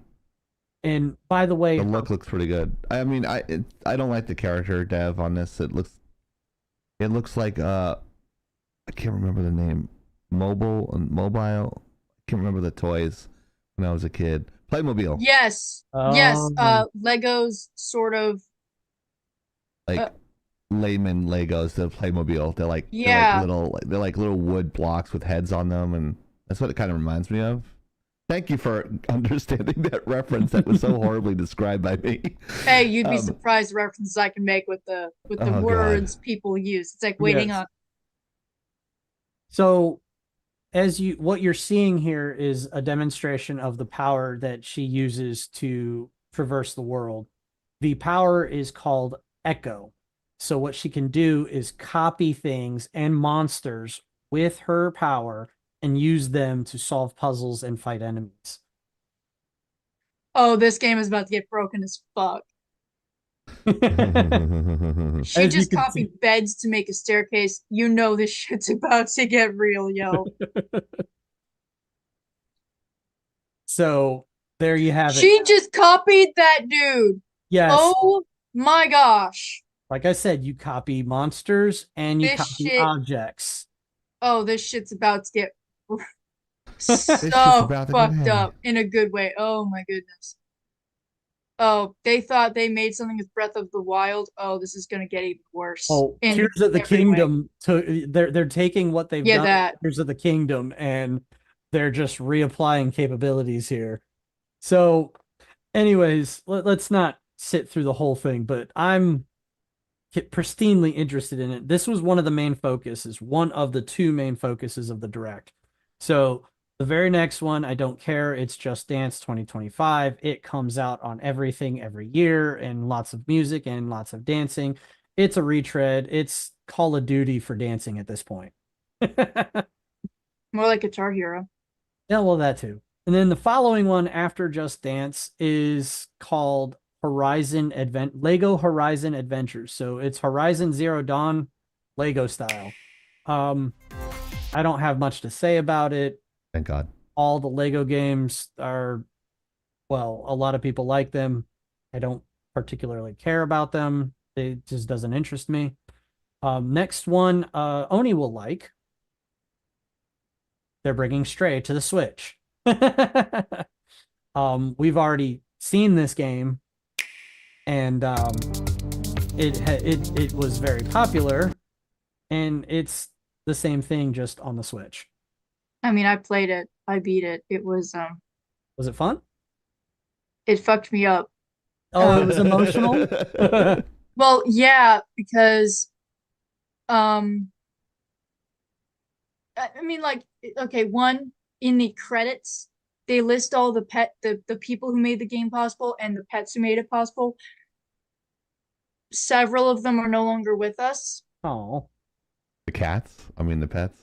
Pets, so that could be dogs or cats. Some of them were dogs. But also, the way the ending plays out is a concept that I still have a very difficult time with. And it's I'm sure everyone goes through it, so it's not like I'm the only one, but I also don't want to spoil it. Right, right. Let's just say the concept of making sacrifices to move forward, knowing it's the right thing to do, but you want to still bring those things with you, but you can't. Hmm. Hurts. It does have optimism, but it was a scene that really fucked me up because I'm staring at it and I'm trying to do something and I'm like, oh, you can't. Oh, you can't do that. Oh my gosh. So yeah, it gets me teary-eyed even now because it's very, very good, but it's a difficult topic for me to approach. But Fair enough. no, Yeah, and that's okay. Annapurna is I think they're releasing another game this year. So don't quote me on that. Stray But I 2. mean, I'm glad the Wii can handle, or the Switch, goodness gracious, can handle Stray. I'm sure there's gonna be a little bit of, quality change, but not too much. Hmm. So the next Holiday one, 2024. Oh boy. the next one, I'm not gonna really talk much about. It's called Tales of the Shire. It's a Lord of the Rings game. It's it's there you have it, guys. I don't know what to say. It's from What a Workshop, so expect good and expect bad. Next one is an Ace Attorney. It's the Ace Attorney collection. I know this because of you guys. I I could take it or leave it. It's the collection of a bunch of Ace Attorney games. So, hey, welcome back, Mariner. Are you on a break or are you here to stay? Ooh, it's all cleaned up. I wear short skirts. I'm looking for my bro. Where's my dude? It's probably not there. Edgeworth? No, I like Godo. Oh. Badger likes Edgeworth, but I like Godo. He's Gotcha. cool. Well, Godo was an important side character from like one game. Uh, I'm sure it's not really spoiling it at this point because that game's been out for how long now? Years, a decade plus kind of thing. Um, Godo was the lover of uh Phoenix Wright's mentor who had been murdered. Ah. Godo was looking for her killer. If I recall, he was successful. Yeah, concept drawings. I love that. Oh yeah, no, great. But the problem is, Godo committed murder, which in most societies is frowned upon. And the reason why he wears shades is because again, this is futuristic. Uh, he got chemical burns on his eyes, so he can't discern certain colors, and because of it, he can't discern red The guy with like the Cyclops. visor. Yeah, he wears the visor, and his big thing was drinking coffee. And he had a teal shirt. That's just coincidence. He had white hair, also a coincidence. But it was the fact that he loved her so much, he wanted to solve her murder, even at the cost of uh his own freedom. So he has to be taken into custody, and he was already dying. He had an illness or from the chemicals or whatnot, but the fact that he wasn't going to rest until he found closure for her death. Did he commit murder? Maybe he did, but either way. So it looks like these are the Edgeworth games.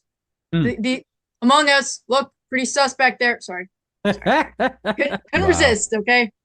But yeah, no, Edgeworth is a popular character because everyone's like, oh my gosh, he's so edgy and dark and he's so handsome. Unlike Phoenix Wright, it's Edgeworth. Phoenix Wright's a dork, but Edgeworth is so cool. I love him so much. It's like, just stop. He has his own tragic backstory. I get it, but still. I have amazing hair and use pomade on it because my hair. Oh please, like that. Godo is like everyone's Kakashi or Oh jeez.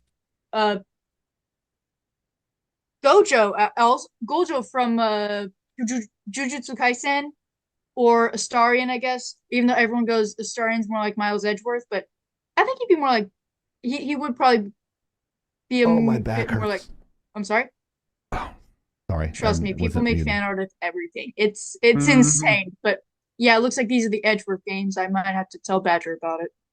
Uh, it's the Investigations collection. Ace But it looks like it's all Edgeworth. Investigations, Miles Edgeworth, and Western debut of Ace Attorney Investigations 2, Prosecutor's Gambit. So it looks like 2 games. Yeah.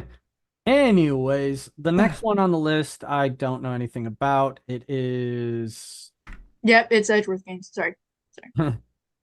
it's called the 100-Line Last Defense Academy. You play as a student who's tasked with defending the academy for 100 days. I don't know anything about it, but it didn't make a big splash. Romancing Saga 2 Revenge of Seven. It's a sequel to a game from 1993. It's an Wow. RPG. Whoa, So dude. expect JRPG aesthetics. Next Whoa, one. dude. Slated for 2025. All right, Metroid skipping Prime Metroid. All right, 4 going to the next one Beyond. because we're not doing Metroid anymore. It's a permaban on the show. Metroid. That was the deal. He's only doing that because Samus Aran's a woman, and we can't have strong, independent women on this channel. That's fucking perfect. Happy to help. Metroid Prime 4 Beyond. The long-awaited sequel to Metroid Prime 3 Corruption. And we can assure you guys there's not going to be an 8-hour review on this No. game. No. I already told you why that happened. But this time I'm prepared. I had to bring it up again because it's funny. And you're such a great sport on that. Although I'm gonna wake up with like holes in my chest. It's like, that's what you get for making fun of Samus Aran, you fucker. So this game goes back to the first-person perspective. Wow. It looks like it is because this is what Metroid Prime, the initial game, was. Okay. It was a first-person perspective. It was a shooter. It was a puzzle. Yes. You're a wizard, Gary. And it looks like they're bringing back a lot of the same mechanics, but to me, it's a lot more polished. It has a lot more cinematics. You've got space pirates again. Halo. They do look very similar. Don't they? Don't those characters look like the Covenant? They kind of do. But the space oh, how are Metroids back? How are they back? Of course, It's called Metroid Prime. it's called Metroid, but they've Canonically, been they'd gone extinct. So I'm Yes. wondering if Right. and well, the whole, if they made a clone of Samus, do you think they used something about Samus or one of the clones, or were able to clone a Metroid to do so? so one The of the alien Ford her.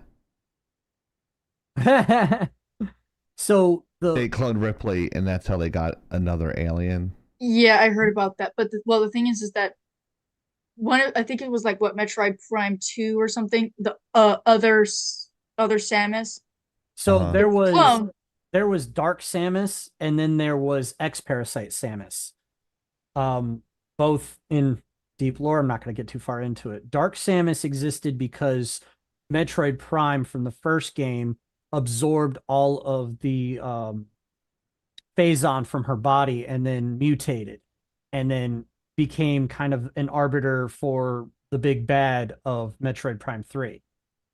That being said, the whole premise of Metroid Dread was that all the Metroids were extinct and one of the 2 remaining Chozo lured her to a planet to try and draw out the Metroid DNA from her body because they used the Metroid-based serum to cure her of an X-parasite infection, which was thought to be a dead parasite.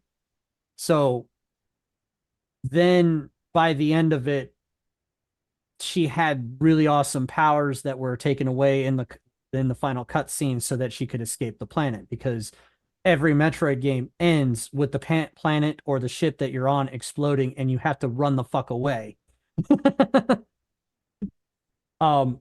So I could see that there might be either they managed to get a sample of her blood, or they might have the space pirates might have broken into a lab at the Galactic Federation that had one remaining serum sample of the Metroids.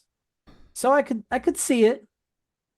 This obviously is one of my two favorite franchises. I am here for it. I am totally going to get it. There's no questions asked.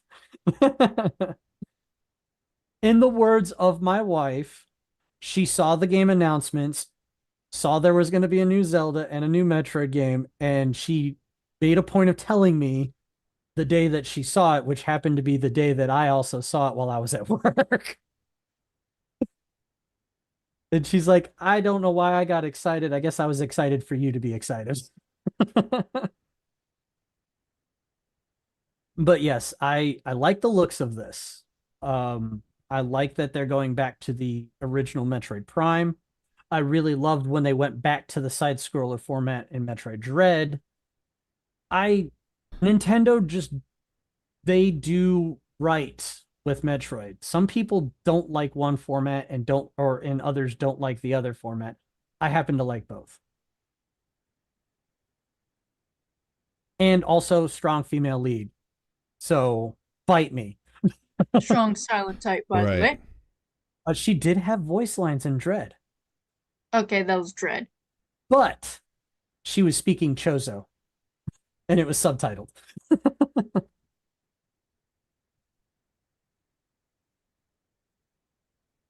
I'd be so down for that, Oni. I'm trying soda. I know I'm talking so much.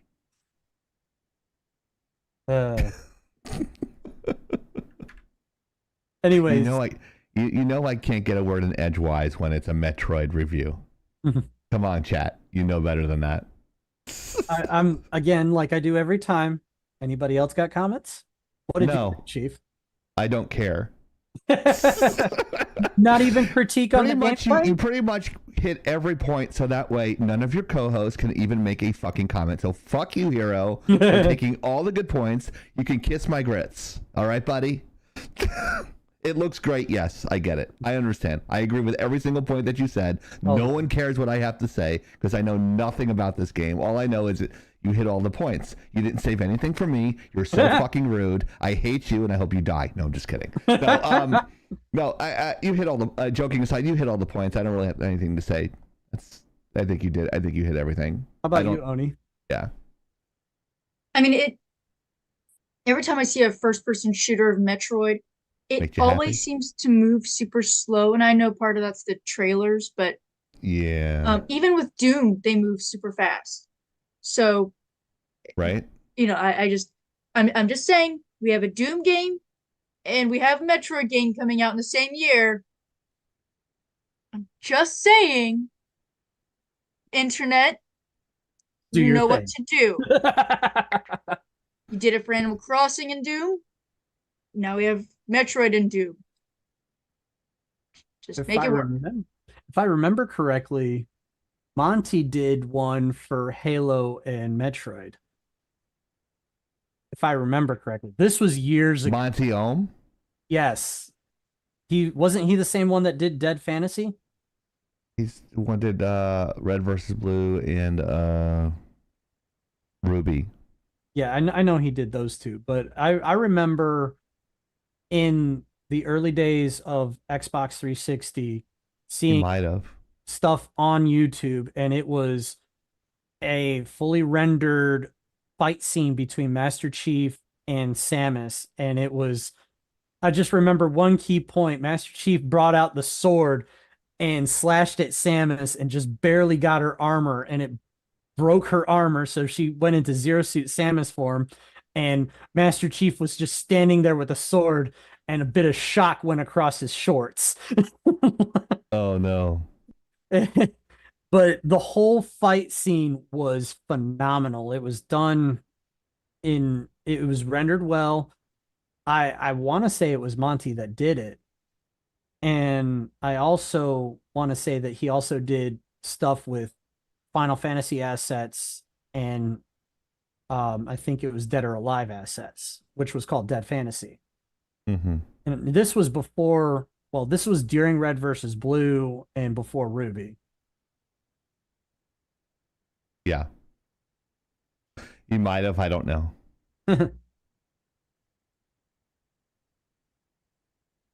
Oh, Oni, please take the lead. Okay, so I know we've brought it up before. Dungeons and Dragons 50th anniversary. Yes. I know we already brought it up, but one of their books isn't even releasing this year. I know. Whoa, dude. So we have official dates for these books. If I recall, it's September 17th for the player's handbook and the character sheets, because apparently purchasing character sheets in bulk is a big deal and will last you for years. Bull fucking shit, it won't. Especially if some people keep pulling from the decks of many.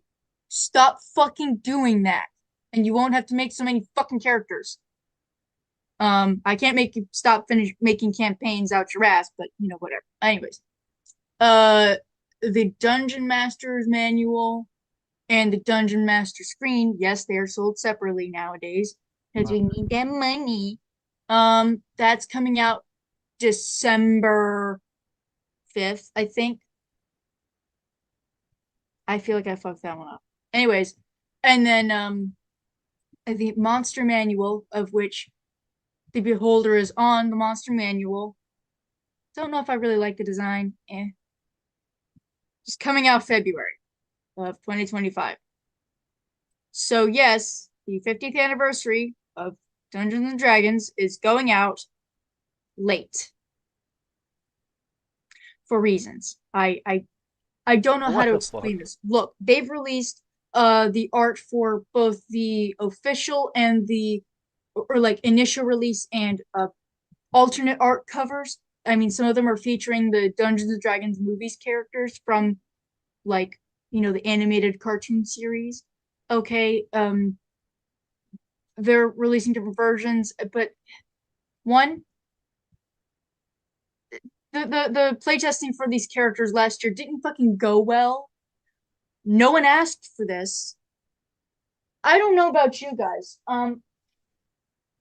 Looking at a calendar or something, you know, isn't usually very hard because for starters, it usually says it on these things called your phone.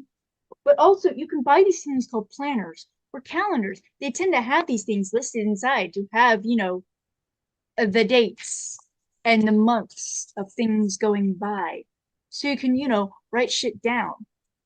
How did you fucking miss this? You've already said you have a problem with getting printing done. Why didn't you not think about this beforehand? To go, hey, okay, 50th anniversary. Maybe it's, hey, we're in year 48 of Dungeons and Dragons. If we make it to the 50th anniversary, maybe we should have, you know, these things starting going on. It's not like it snuck up on you. Why? And I know this We is use what a you're getting phone. at. I know this is what you're getting at, Oni, but the three key components of a campaign to at least be able to play at minimum, you need one DMG, one player's handbook, and one monster manual. The DMG for the Dungeon Master, obviously. The player's handbook, at least one that can be passed around so that the players can have their character generation. And then while there's some monsters, very few monsters featured in the DMG and the player's handbooks, you need the monster manual so that you can do encounters. Sure, I am all for homebrewing and coming up with shit on the fly when I dungeon master. And my God, you've got geniuses at dungeon mastering like Tyrandeth that can ad hoc things on a whim. I'm not that good. Trust me, I'm not that good. But how are you going to run a campaign without a monster manual? Now, I do have. I am the third monster. I'm taking 20 hit damage from each of the bards. I do have a thought that just kind of came to mind unbidden, and that's that I think they might be going with a pre-release in PDF format on their app, D&D Beyond. And that's probably how they're going to do it. I mean, that would be smart, but things that I almost agree with you. I know some people really only own the player's handbook, and you can kind of wing it from there. But no, Mhm. you are correct. Usually, there's more information, obviously, in each book for separate. This is like it's good for actual practical reasons to have 3 separate books, because one, your book would start looking like the Bible or the Encyclopedia Britannica at that point. Okay, I understand. But how do you? Since when did they release those books? Not at the same time, or even remotely close. How do you miss one of the deadlines by 2 fucking months? You've seen it on the calendars as the years go by. This was already planned. I just cannot get over how much they have fucked up Dungeons and Dragons in the last several years. The best thing to come out of Dungeons and Dragons in the last 5 years, let's be really generous, 5 fucking years, was Baldur's Gate 3, which I give all the credit to Larian Studios. Okay, Of course. Hasbro gave them the rights. They did work alongside a lot of people with Dungeons and Dragons that Hasbro let go, Yep. but Larian Studios was the one to have to modify all these things to a very successful game. And probably really all the third party creators who have made fantastic things like Grim Hollow, Legends of Avantaris, shit like that. Not Dungeons and Dragons itself. So I'm not saying I'm great at, reading calendar all the time, but how the fuck do you miss this so fucking badly? They should be embarrassed. They should be embarrassed with how bad this is. I mean, it's so stupid. Why would you do that? That's just so dumb. So again, I'm just rehashing shit we've already said. They have official dates. I don't think it's going to sell well. Okay, there are so many better third-party creations from literally anybody else instead of buying what they keep calling different things: D&D 5.5, D&D or 1 D&D or whatnot. No one's calling it 6th edition.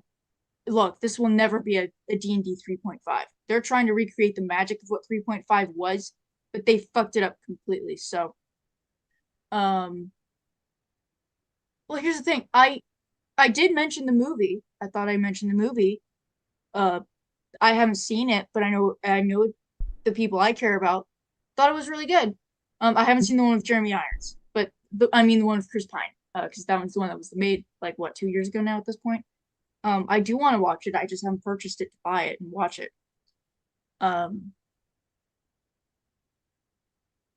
But yeah, no, it's bad. It's embarrassing. It's embarrassing, and I'm waiting when Dungeons and Dragons is put up for sale again. Please, someone worthy actually buy it and give it the love it deserves. I have a prediction of they're going to roll a critical one on this one. Oh, absolutely. That's not even a fucking question. It's just how bad is it gonna be? They failed their perception check, that's for sure. They have a low wisdom stat and low intelligence. Yeah. What are your thoughts, Chief?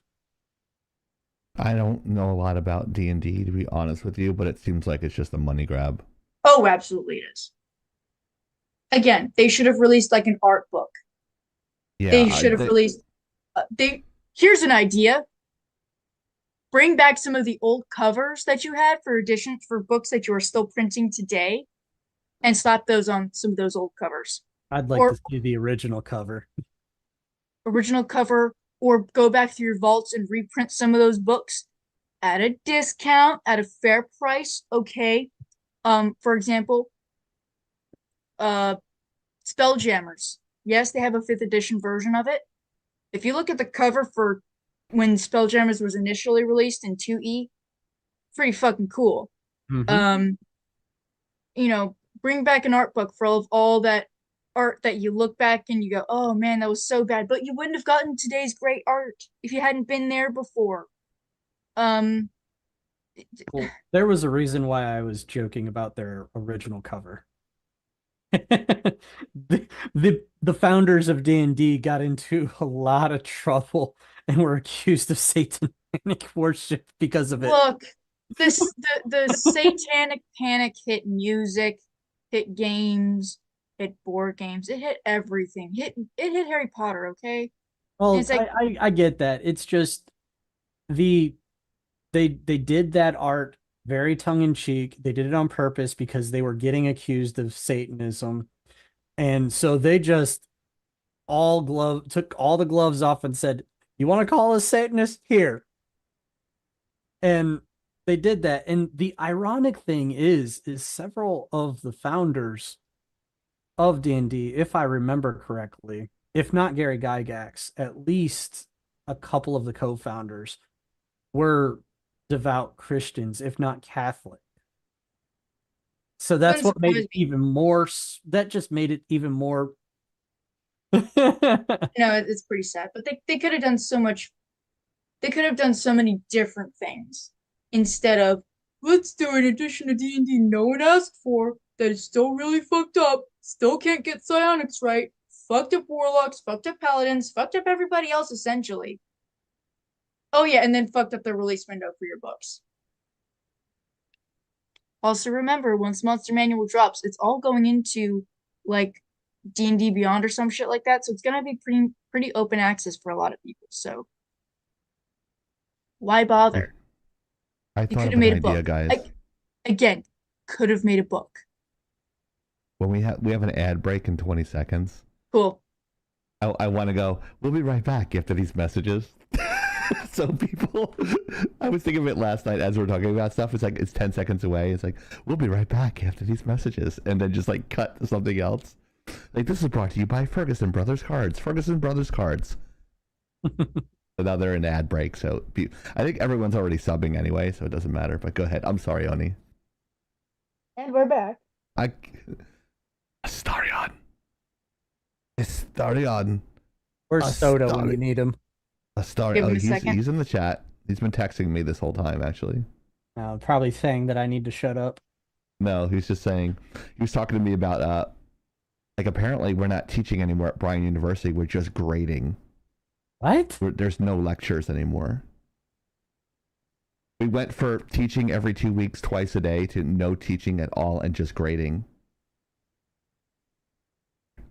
So you're pencil pushers now. What's the fucking point? Yeah, I'm like, I need to show the students stuff. I don't know. I'm gonna have to talk to my boss on next week. So I'm like, so My question is, why are you finding it out from a coworker and not them? Because they had a meeting this morning and I couldn't go to it. They should have alerted people who weren't there. I'm sure. That's really unprofessional. It's not really. I think I might have got an email. I just didn't read it. I got an email. Yeah, I got an email from them. I just didn't read it. Yeah, I got an email. I didn't read it. It's right there. I send my statement. Yeah, I understand. Yeah, don't get me I can fired, understand Oni. that. I need that job. I'm not as marketable as you are. Anyways, But yeah. Any thoughts, Chieftain, or no input? No, I think I pretty much agree with you guys. I did my best to listen with that, but yeah, it sounds like it's the same shit, different day with them. Just destroying your childhood. The good news is they let the president of WotC go. Hasbro fired her, but not that they admit to firing Diversity hire. Well, she was honestly, I feel like she was a nepo hire. She came from Microsoft, and Chris Cox comes. Oh, okay. Yeah, Chris Cox. And now she's at Funko. And yeah, now she's at Funko. What the she'll fuck? probably get her She's golden managing parachute. the dive into like the ocean now. But Chris Cox is he also Cox. He needs to go. He is steering Hasbro Cox. into the iceberg. Like he made a statement recently along the lines of I think Hasbro has gotten away from its too far away from its roots. We need to come back. We're going to be bringing our production back to its roots, and instead of citing, I don't know, toys. Thank you, Soda. Hasbro is a toys company. He instead cited games. And again, he comes from Microsoft Games, so can you not see the trend? He's trying to turn Hasbro into a video game production company, is what I think.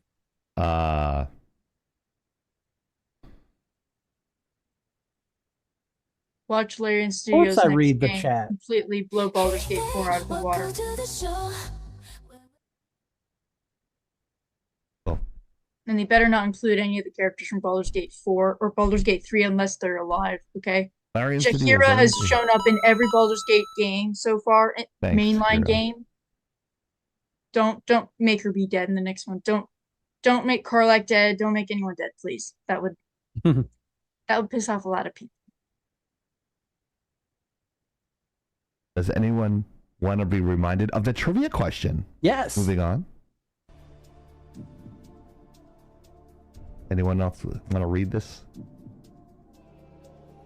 Really feel like I should know who Xanathar is. Magma put his name up in there, but What I does guess no one saw Xanathar it. treasure above all else? Knowledge? Is goldfish? Treasure or Popper Smurf? You decide. A, B, or C? Put it in the chat. We'll see who is right. At the end of the show, I think we're getting close to it. stop looking up the answers, Hero. Motherfucker. Mojo says B. Mojo's in the chat. It's the first time she typed.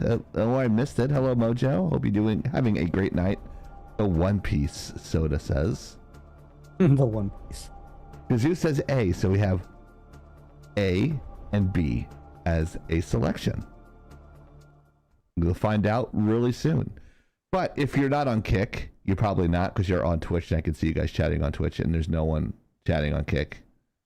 But you can check us out at /Laggin Out. If it said Whittle Bears, it'd be like 1,000 people in there. But there isn't, and you're smoking on cam. How dare you? Yeah. How dare you take it? Smoking and sleeping. It's vaping. I I'm don't. inhaling metals with nicotine on them and inhaling nickel into my lungs. At the risk of sounding uncultured, who is Xanathar? Yeah, we don't know anyone knows who Xanathar is except for Oni. Well, I got told to stop looking it up, but now I know why I should know it, because now I know why I remembered the name, but I can't remember the detail. So I do. Anyways. In memoriam. In memoriam. Sorry. If you guys don't know who Willie Mays or even heard the name Willie Mays, you're probably living under a rock, even if you're not a sports ball fan. Willie Mays is arguably the best baseball player to ever live, and he just passed away a couple of days ago. Willie Mays played for the New York Giants and San Francisco Giants, and was one of the greatest all-around baseball players in Major League Baseball. You might have seen some of these old clips of in the Polo Grounds. That was in New York when they were building another stadium. The Polo Grounds dead center field was 480 feet. In today's terms, the furthest I think center field would be is 424. So he made a catch that they said was an optical illusion. He was running full speed and the ball was coming over his shoulder, and he caught it over his shoulder and his hands and made the catch and threw it back in. It was the greatest catch ever made, and he just passed away. He is an American legend and a great ball player and an even better person, and he just missed the tribute to the Negro Leagues by 2 days. He was invited to go to the celebration of the Negro Leagues that Major League Baseball was going to do this weekend, and he unfortunately couldn't do it due to ailing health. I don't know what the age is, how old he was, so the math is there. So 90-something, I would say. 93. 93. He lived to 93 years old, and he will be missed. Now, you might see on his cap right there, it has an NY on it, and you might see that NY because when the Giants moved to San Francisco, of course, they couldn't put the NY there. So here's a little bit of history for you. The New York Giants and the Brooklyn Dodgers both moved west, and an expansion team called the New York Mets actually came into New York. And what they did is they combined the two colors of the New York Giants and the Dodgers. They took the Giants orange and they took the Dodgers blue, and they made the New York Mets colors orange and blue. So that's why the colors of the New York Mets are orange and blue. They took the old teams of the Dodgers and the Giants and actually put them into the expansion team. But arguably one of the greatest players ever made, and he will be missed. He was an amazing player, great person, very humble. Actually, Hank Aaron actually said, like, he was in a slump. He was like, he went to Willie Mays. He's like, I'm going to take one of Millie. He's like, he had a really high pitched voice. They were telling the story. It's like, I'm going to take one of Willie Mays' bats because he's got a lot more hits in him than I do. So I'm going to take one of his bats to get out of this slump. And he did. And Willie Mays gave him a bat, and he actually got out of the slump. But there was such an admiration for this man on and off the field. I actually saw old footage of him and Mickey Mantle in the home run derby in the late 50s, early 60s. It was crazy. Like, they were just hitting bombs. And it was just, that's my dad's favorite player, Mickey Mantle, and this guy is going to be sorely missed. A legend of the game, a pillar of the game. He's right up there. He was a better all-around player than Babe Ruth. Just a little bit of a context there. And he will be missed sorely. So yeah. But yeah, I love that. It looks like a photo that they painted over, but it looks really good. Great. He had a long life, and he's going to be missed. So the Say Hey Kid is going to be missed. I actually read a biography about him when I was little. He was called the Say Hey Kid. He'd go, hey, he's just a very friendly guy.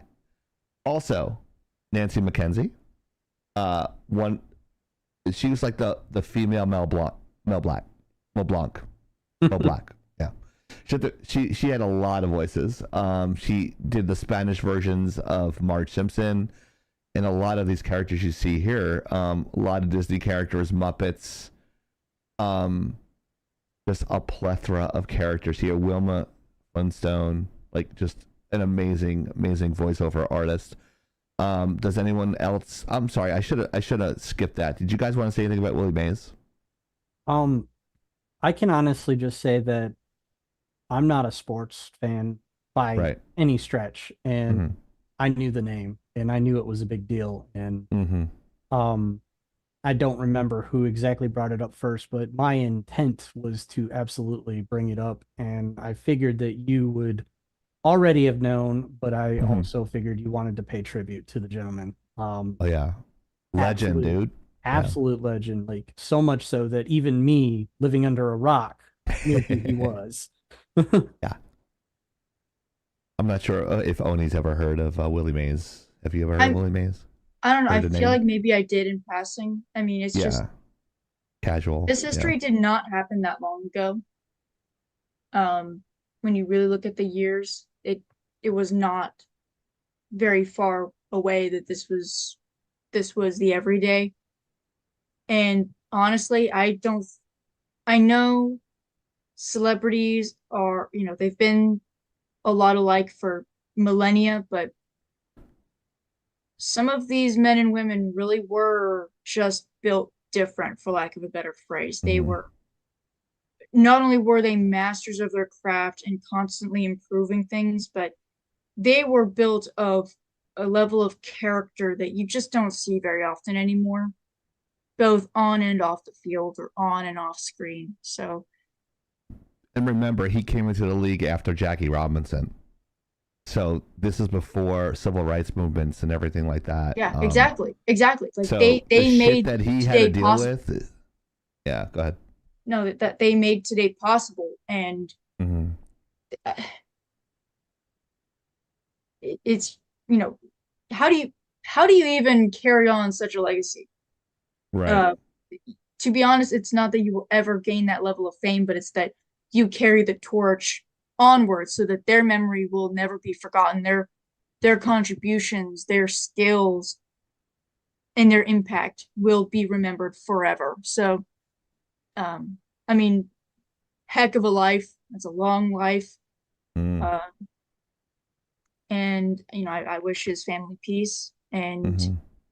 I really hope, if they don't have it yet, the teams that he has played for have something in his honor to commemorate him Oh yeah, forever. I think they even he played. I think he only played for the Giants his whole career. I'm pretty Wow. sure. Yeah. Back then there wasn't. There were trades only, but most. I think he was there during the New York Giants and when they I think moved to San Francisco as well. So I think he played for that whole. I don't quote me on that. I think he only played for one team. I think he only played for the Giants. But at the end of your career, you might skip around. But what they'll do is when you retire, the team that you played all those years for, if you actually ended up with like an like the Expos or something, like some shit team, what they would do is they would sign you to a 1-day contract. So that way, when you get inducted to the Hall of Fame, you're inducted as that team that you are known for. So they'll do that they do that in every sport, and not a lot of you guys probably don't know that, but yeah, legend, absolutely, yeah. So I wasn't sure if I was supposed to take that all, but I mean, I appreciate, yeah. If someone could look that up, I think Willie Mays only played just for the Giants. I'm kind of weak on that history, but how many teams did Willie Mays play for?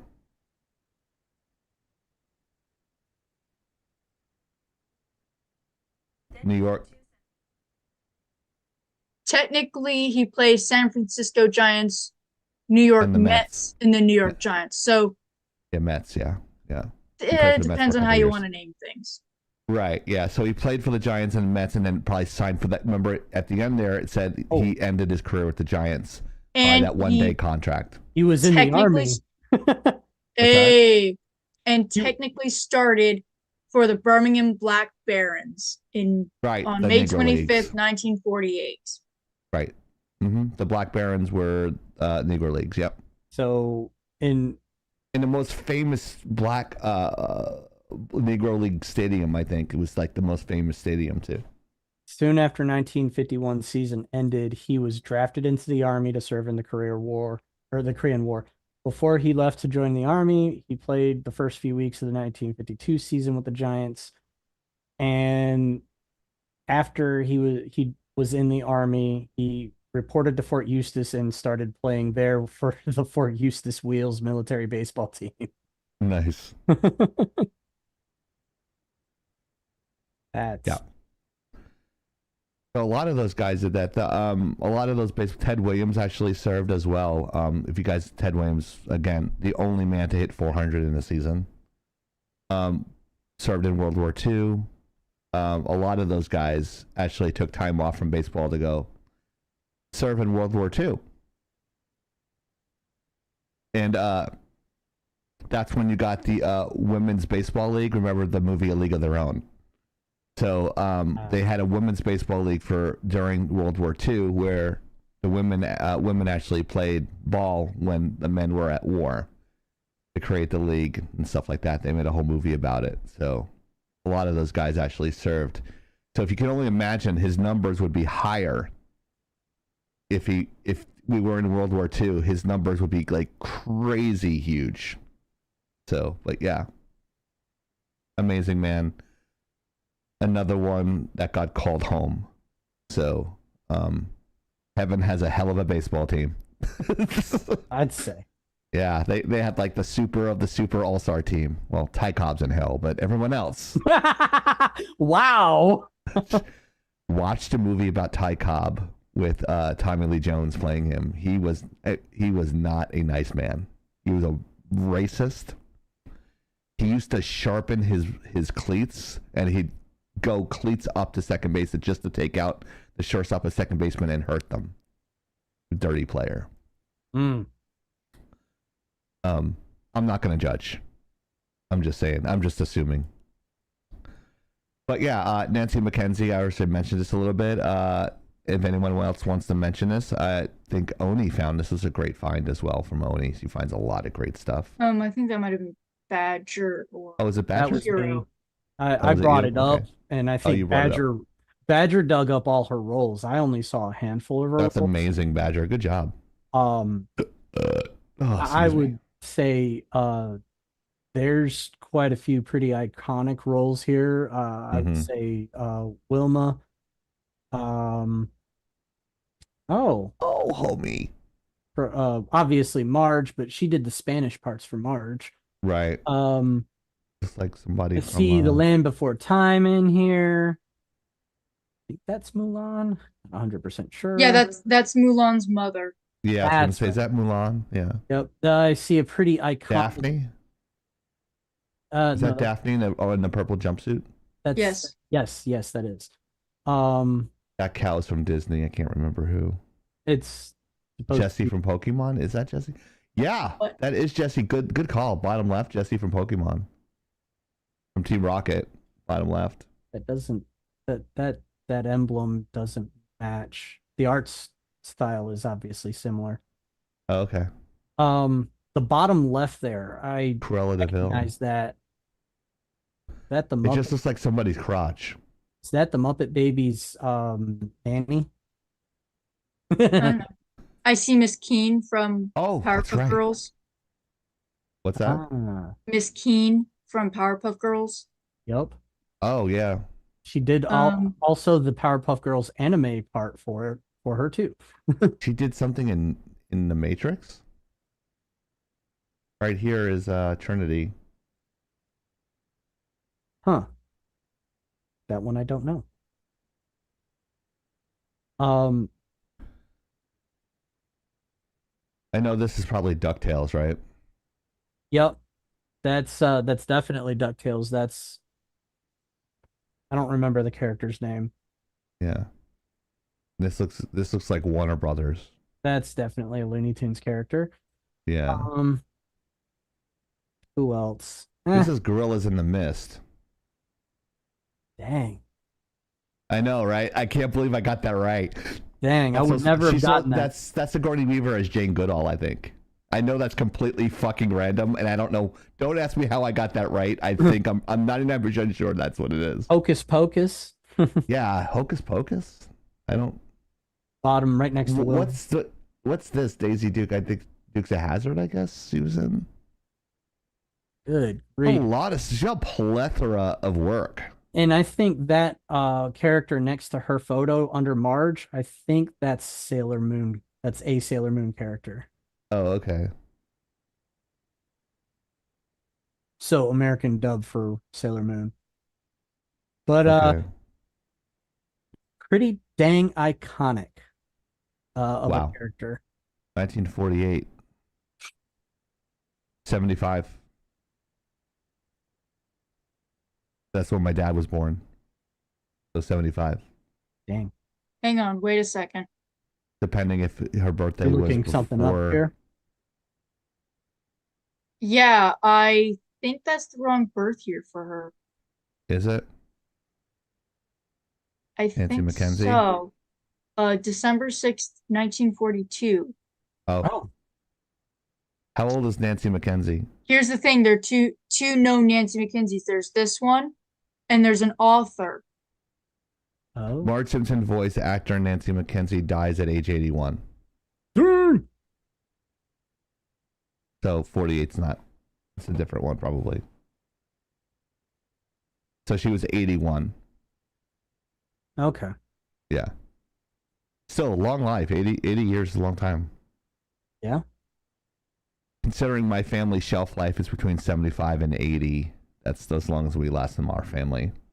Kazoo asked a question, but I don't know the answer. Who was for the movie The Natural Robert Redford? New York Knights? That's not a real person. That's a fictional movie about a ball player playing for the New York Knights, which don't exist. He was really sick and he died. That's the one, The Natural. Yeah, there was no such team as the New York Knights, and there was no such team as that character. I don't think. I know who he's talking about, but I don't think that was a real story. I think that was just all Chieftain, made you up. impressed me with the knowledge of with the knowledge you come up with. I'm guessing. I'm like 80% sure. I watched that movie. I watched The Natural. I've seen it with Robert Redford. I don't. You make it sound like I have encyclopedic knowledge of random movies. Well, when it comes to entertainment, movies, production, honestly, you definitely strike me as an almost walking, talking encyclopedia. But then again, it comes with the territory. You work in production. I need to pull references from a lot of things. I just consumed. I didn't watch it by choice. I think my dad watched it or my mom watched it when I was little, and that's how I remember it. So I'm pretty sure that was completely fictional. But I think Kevin Costner was talking about Bull Durham, and he was talking about that movie, and I watched it. He was talking about. I don't fucking remember. I saw that movie. I don't remember a shitting thing about that fucking movie. All I know, it was like a minor league baseball team, and that's it. I remember Major League. I remember the other one, if you Field of Dreams. I remember all that shit, but I don't remember that. Well, I remember Major Pain. So Major Pain. Who doesn't remember Major Pain? Yeah. It just felt like a great throwaway line there. I'm sorry. Major Pain's a major dick. I just know what I know, and I always say, like, I am not sure, but so I know someone will call me out in the chat if I'm wrong, but no one called me out in the chat if I was wrong, so I'm assuming I'm right with the Natural. But Robert Redford's a legendary actor, so he was also in I think a later film. He was a senator in one of the Captain America films or Marvel films or something like that. Oh. Yeah. Senator Kelly? He might have been Senator Kelly. That's Robert Redford. Okay. Yeah. I saw a cattail go behind Oni and immediately reflexively went to check my screen to make sure my cat wasn't trying to climb on something. Yeah, it was poignant. Is the blue-skinned woman from like Quest for Camelot? Or yes. Ooh, that's good. I thought that was a Disney one, but I think you're right. Either or it's the Sword in the Stone. Sword in the Stone. That's Sword in the Stone. I think it's Sword in the Stone. And then I think the one below that might actually be from Dragon Ball. Baba. Okay, that's what I thought. I used to know. I don't remember her name. This was like Disney, like pre-Principles of Animation Rubber Hose. Oh yeah, no, this was like but that was a remake of that character. I don't know who this is. This looks like Fraggle Rock. Go ahead. The one next to her. Clarabelle Cow. Oh. Is this the Rescuers? Rescuers or Feigl? Okay, Feifel. Yeah, that one that American Tail. Yeah, American Tail. Can't be because I did it again.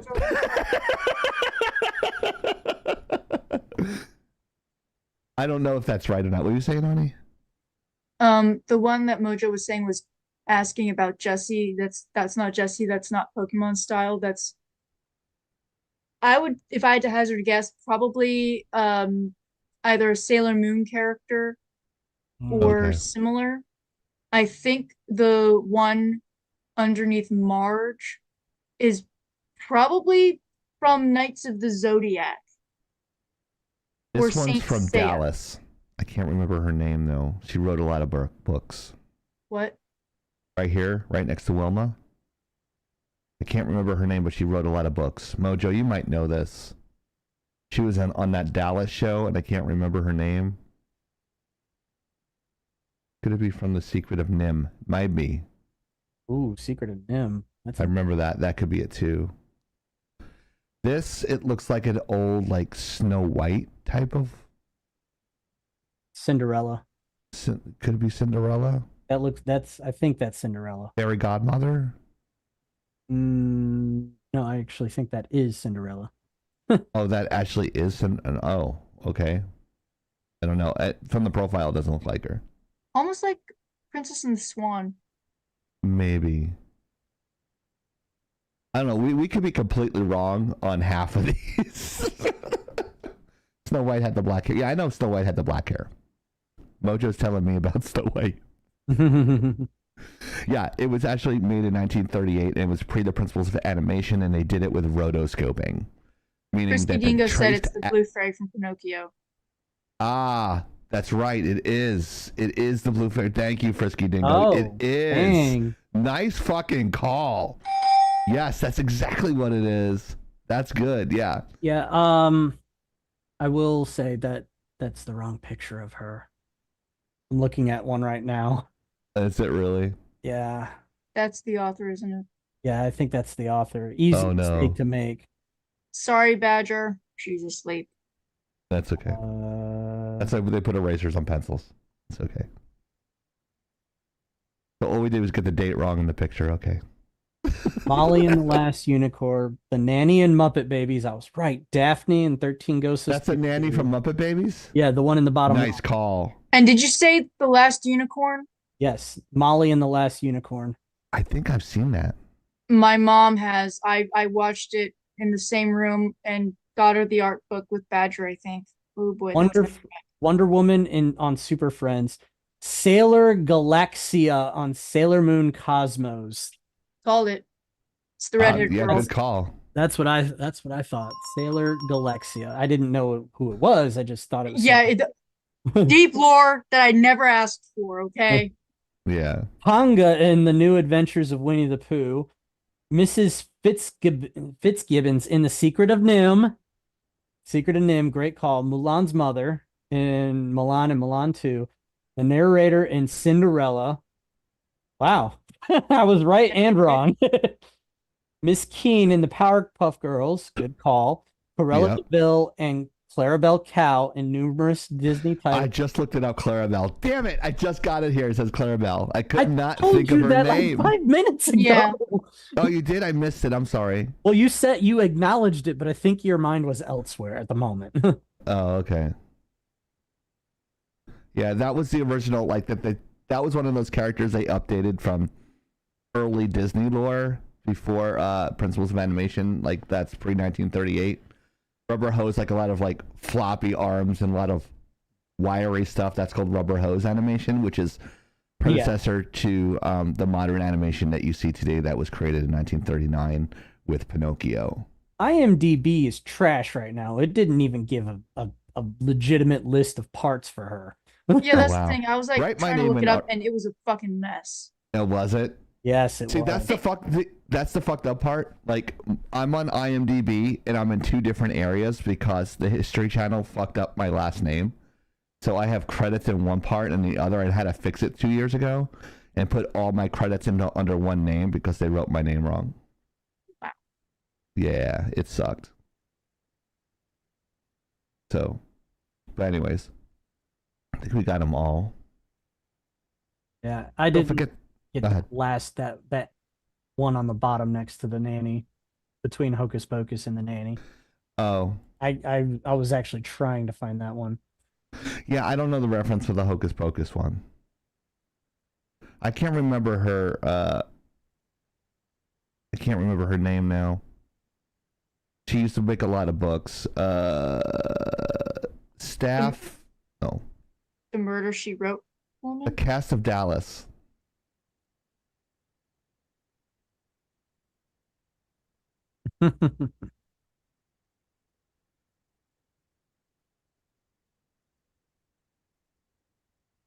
Oh man, it's not here. Oh, they only have the character. Okay. Sue Ellen. No. Was it Pamela Barnes? Anyways, It doesn't give.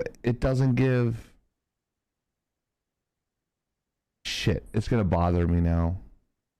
I'm gonna look up her name. Susan. Oh, Collins. Elizabeth Collins or something Collins. Her last name is Collins. She wrote a lot of books. I can't remember Collins. I got to get this. This is driving me crazy.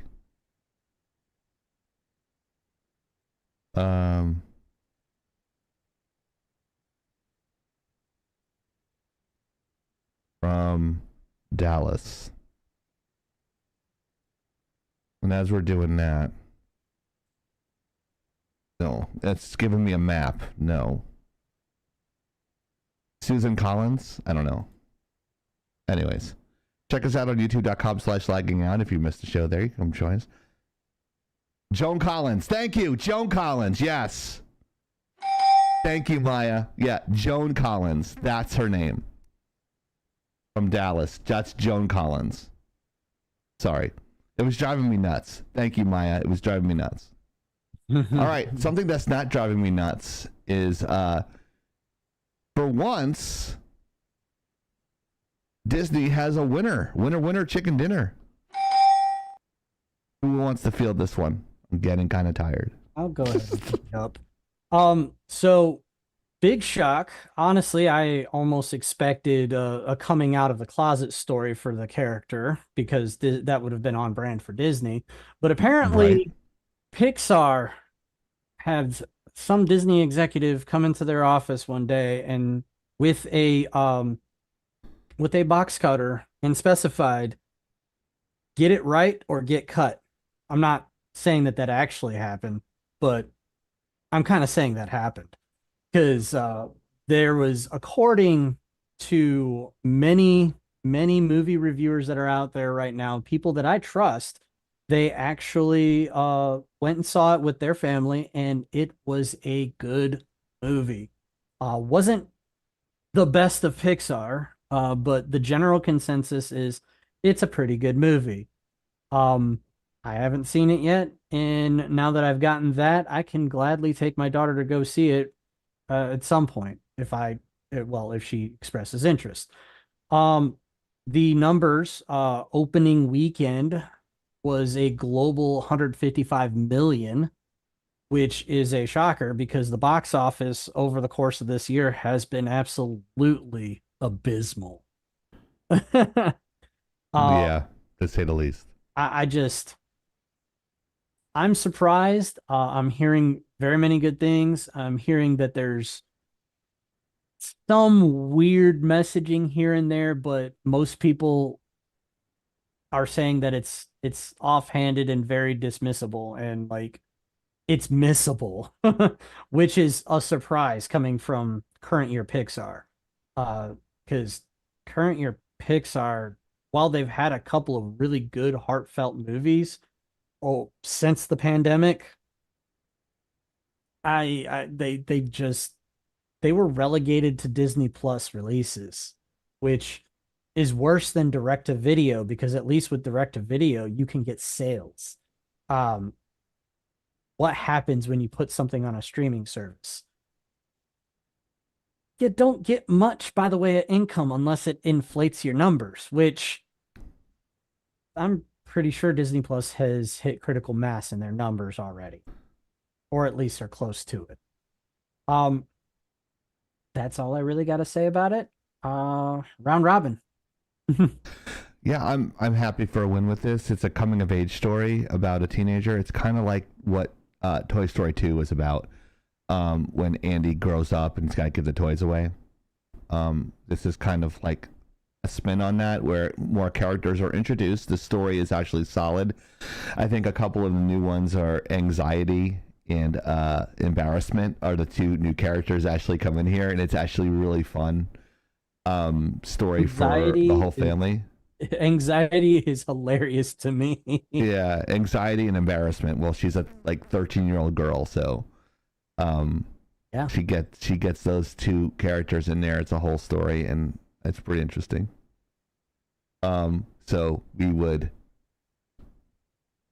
go on that adventure. Although, unfortunately, you know what's funny is I use this Inside Out, the OG one, as an example for stage lighting and framing and how things drop back in space, turn blue, like a darker blue and out of focus, and the characters are actually brightly lit.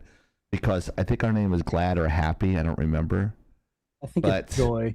Joy, is that her name? I think so. I show them like the characters that they want you to see are put off center left or off center right, and all the secondary characters are set behind them and are not as equally lit. And but the story seems to be very well put together, and that's what they should actually do for now on, and keep out of telling subtext in politics because we get a lot of that in the media as well.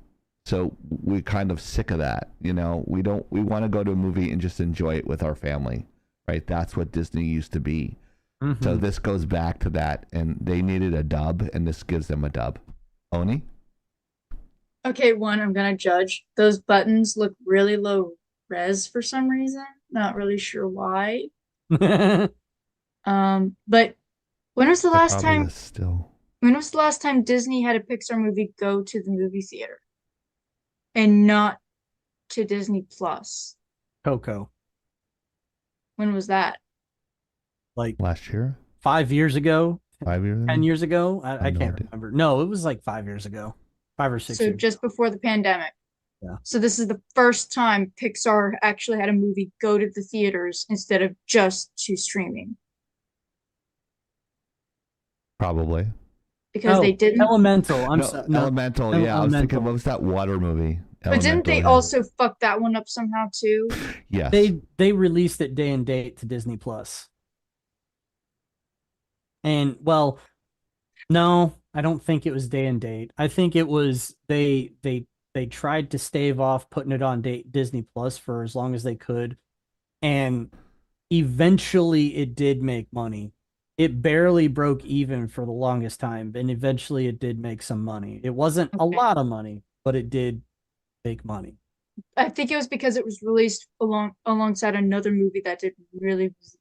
Wasn't it the Mario movie? Yep. Okay, that's what I thought. Yeah, so yeah.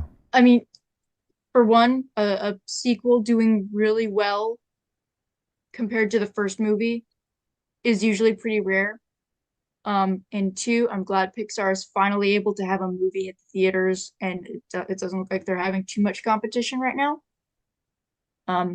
I never watched the first one, so couldn't really tell you much about it besides the memes. So Ooh.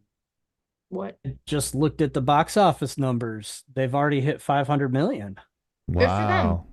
They finally. Hey. I think the fact that this one was a sequel. This quarter.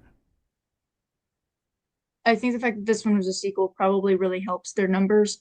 And I don't think there are a lot of movies out right now that are really grabbing people's attention. So, hey, finally a good sequel and a good animated movie that is actually doing what they want to do. They needed this dub. I'm gonna keep saying it. I don't mean to rain on the parade. Do I think that this is going to be a turning point for Disney? No. They're going to be emboldened by this, I think. Because, in my opinion, eventually Hollywood and all the production studios are going to end up pivoting back to center, but Disney's going to be the last one, and they're going to have to be dragged kicking and screaming to the center. Oh yeah, they're in too deep. Mm-hmm.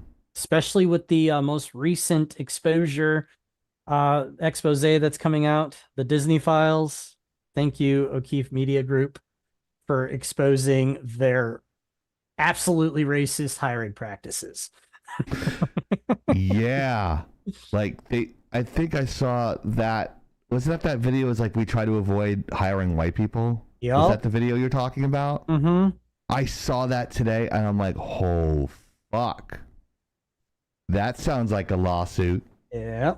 And they even, in that same video, the guy that got catfished, it was on a dating app again, and he was spilling Disney's business. Oh my God. You can't fix stupid. Yeah, you know can't. What I'm saying? You can't even medicate it at this point. Stupid.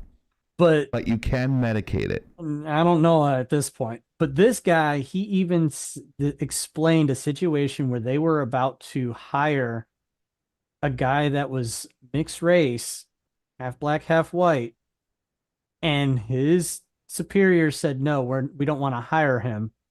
And when asked why, they openly said that they wanted somebody that appeared diverse to be sitting in the boardroom with them, or not the boardroom, but in the meeting rooms with them. As in, they denied hiring the guy because he appeared more white than he appeared black. Oh my God. It's like DEI. I think Elon Musk had something that he said. He shared it. he changed it from DEI to it's like qualified, integrity, and experience. So it's QIE. He's like, I'm hiring people at QIE, like qualified, integrity, and experience. That's my new DEI. And I was like, that's fucking great. I go, that's how every employer should do. It's like we said this before. Like, I'm gonna look at someone's body of work. I'm gonna go, this person has better work. I'm gonna hire that person. I don't care if they're black, white, and identify as a fucking giraffe. If they're doing the good work, then they get hired. Thank you, Chief. I love seeing that. I loved seeing that. That reaction. Giraffe. That was so perfect. Look at that. But of course, she's got a giraffe. I don't. Not to. We don't want to end on a negative note. Good job, Pixar, for actually doing it right. Good job, Pixar, for resisting your activist tendencies. Mm-hmm. Please stay the course. Do I think you will? Probably not. Anybody else? No, that's it. I think we nailed the nail on the head. Slightly lighter note. A slightly wider note. Hey, thank you, Mojo. For the resub, Mojo. Thank you. On a slightly wider note, Hero. Yes, I'm very, very white. Once you go white, you might say all right. Is that how it goes? I don't know. Once you go. Although my wife likes to say that my white hasn't cracked. Yeah. Your white's still bright. I guess. All right, so the final thing I think we're doing today is I'm watching a mod of Mike Tyson's Punch Out, and instead of like power, it's ponage. It's funny. Retro Entertainment TV. I've been watching a lot of retro streams lately. I don't know why. It kind of fits today. But today's questions brought to you by Ferguson Brothers Cards. Check them out at Ferguson. You can drop the link, Soda, in the link if you like. In the chat if you like. If he's paying attention. Yeah. What does Xanathar treasure above all else? Knowledge, his goldfish, or treasure? I don't know. I'm just going to say his goldfish. I have no idea. I'm going to say B. That's my guess. And when Oni has that evil smile, I'm kind of concerned. So she's got that smile going. I'm like, uh-oh.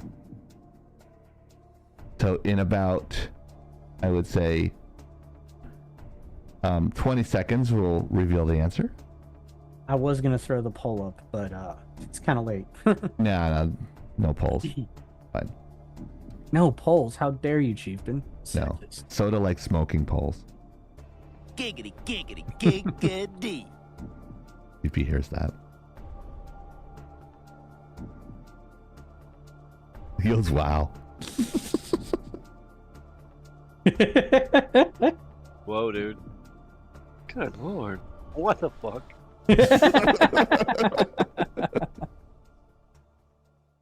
It wasn't denial, though. Right? It wasn't a denial. And the answer is... Goldfish. Is goldfish named... Wow. Silgar. Silgar? So. Okay. Story time. Story time with Oni. That's right. Xanathar is a title. Taken, really, from the beholder who takes it from the previous beholder. There's only been one who retired. He saw his out. He's like, I know how this goes. Peace.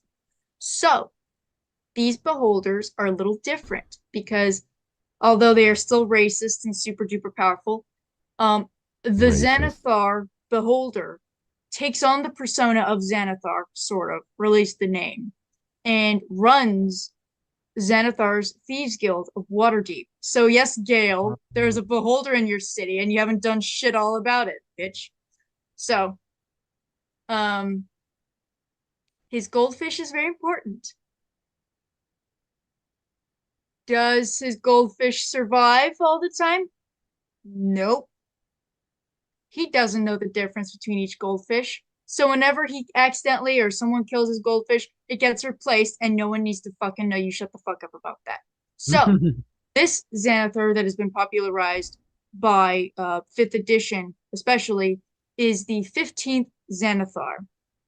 So, yes, you can fight him.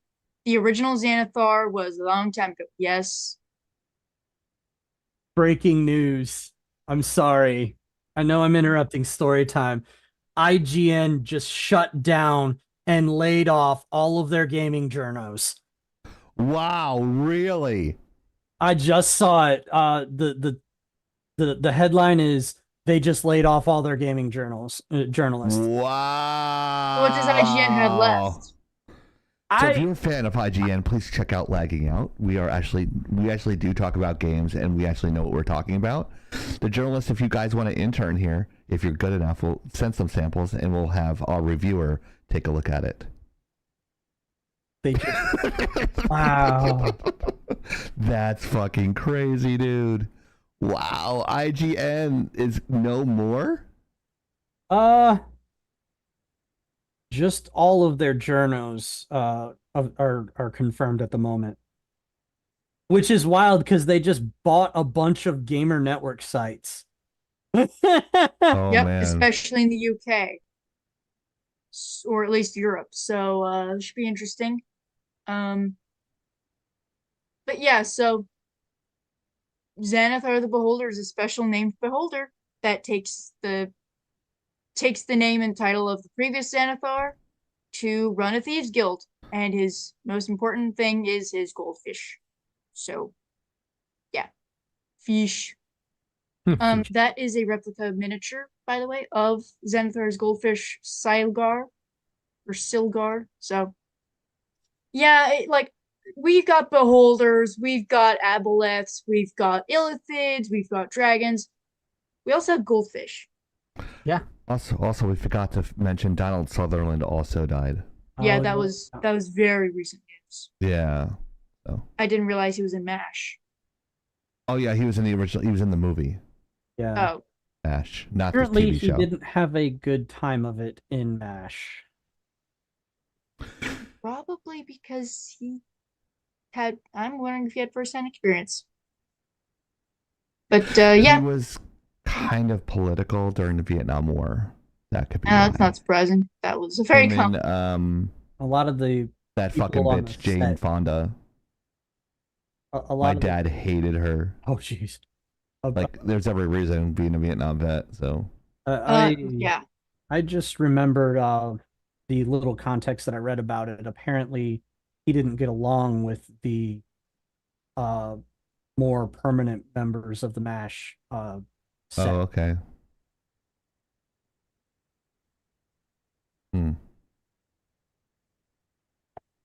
I don't know. Anyways, sorry. Rest in peace. Go ahead, Oni. Sorry. Oh no, you're good. Pretty much that's it. He's not the only super special beholder. Spelljammers has one, but Xanathar is a lot less nice than the other one. So there's that. And every beholder, well, I've already encountered a beholder in Baldur's Gate 3, and that was a shit show of a fight. That wasn't a beholder. Wasn't? Technically, they don't have beholders. They have spectators. Oh, it was a specter, not a beholder. Or specters. So it is a type of beholder, but it's a low-level beholder. Okay, like they usually protect things or get put in iron flasks. There are various types of beholders, like mother beholders. There are lots of others. Obviously there are beholder liches called eye tyrants. There's all sorts, but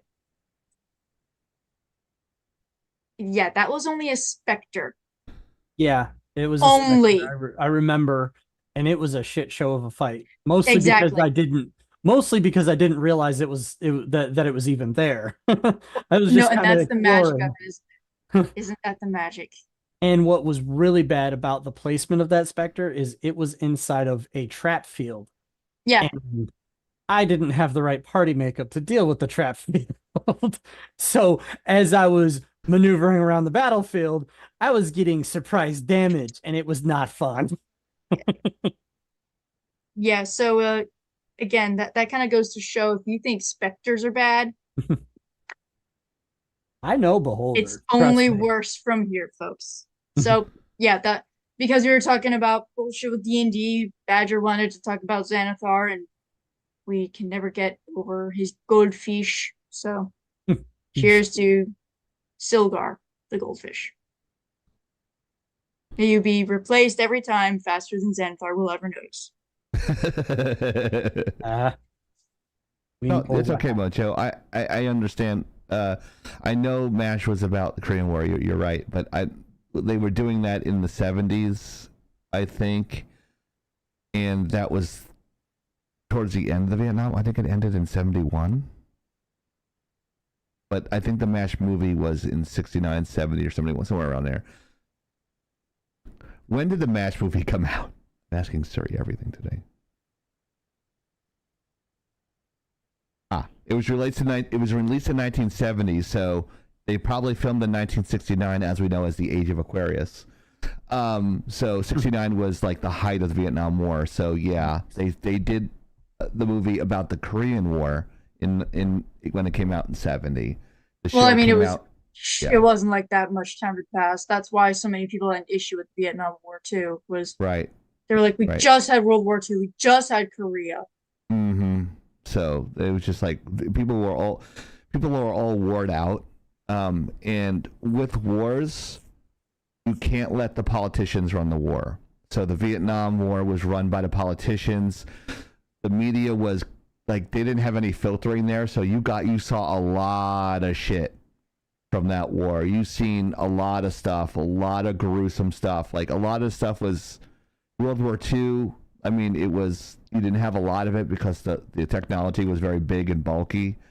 During Vietnam, you can actually have like 10 millimeter film and film it a little bit easier, but it was not filtered for the public. So when people see that stuff, their stomachs turn and they're going to realize, hey, instead of let the generals running the war, they let the politicians in. And we've been doing that ever since. But now we have Call of Duty games about Vietnam and now the Gulf War and all that shit. So make sure you check us out on Kick, TikTok, YouTube, Twitch, X, Instagram, Rumble, Facebook, and Soda's ass. So he's not here to defend himself, so he'll go in the chat. Fuck you, dude. What the fuck? Exactly. So check us out there on all our social media outlets. And make sure to tell your friends. That is not Ponyo or any of three Oni's cats. It's just Poos in Boots. Ticker's here. I will check you out there. What's up, Ticker? Ticker actually made it today. Hey, Ticker. Welcome, Ticker. Better late than never, sir. We appreciate you coming by.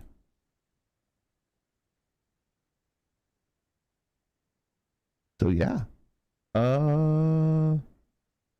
What is that emoji? That's a weird looking emoji. Don't know. Don't Ticker loves know. you.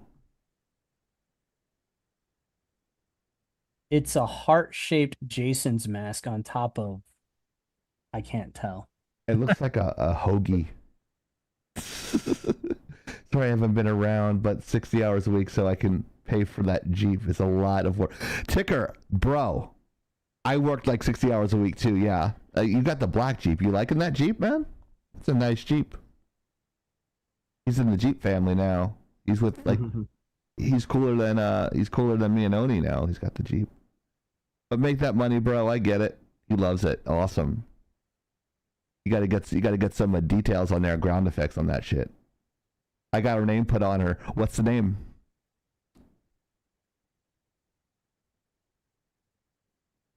I put mine. If you guys didn't check it out, I put kill streak on mine. So Betty, nice. Black, because she's black. Black Betty. I get it. That's funny. That's funny. Oh shit, that's funny. Yep. But if you want to see mine, it's in the Discord. I actually have a picture of it in there. I put kill streak on there. Every classic name. Yep. Black Betty, ram lam, Black Betty, ram lam. Have you heard the original version of that song? Yes, there's like 3 different versions, right? Yep, it's actually pretty good. Yeah, like And a huge skull on the hood. nice, dude. I'm putting player 1, player 2, player 3, player 4 over the doors. Nice, dude. That's awesome. Awesome. So, guys, that's all we have for tonight. So, on behalf of where's the music? Where is that? Where's it on my 3-shot? Oh my god, I can't find it. I could do the Laggin Out theme. Here it is. Here it is. On behalf of Black Light Oni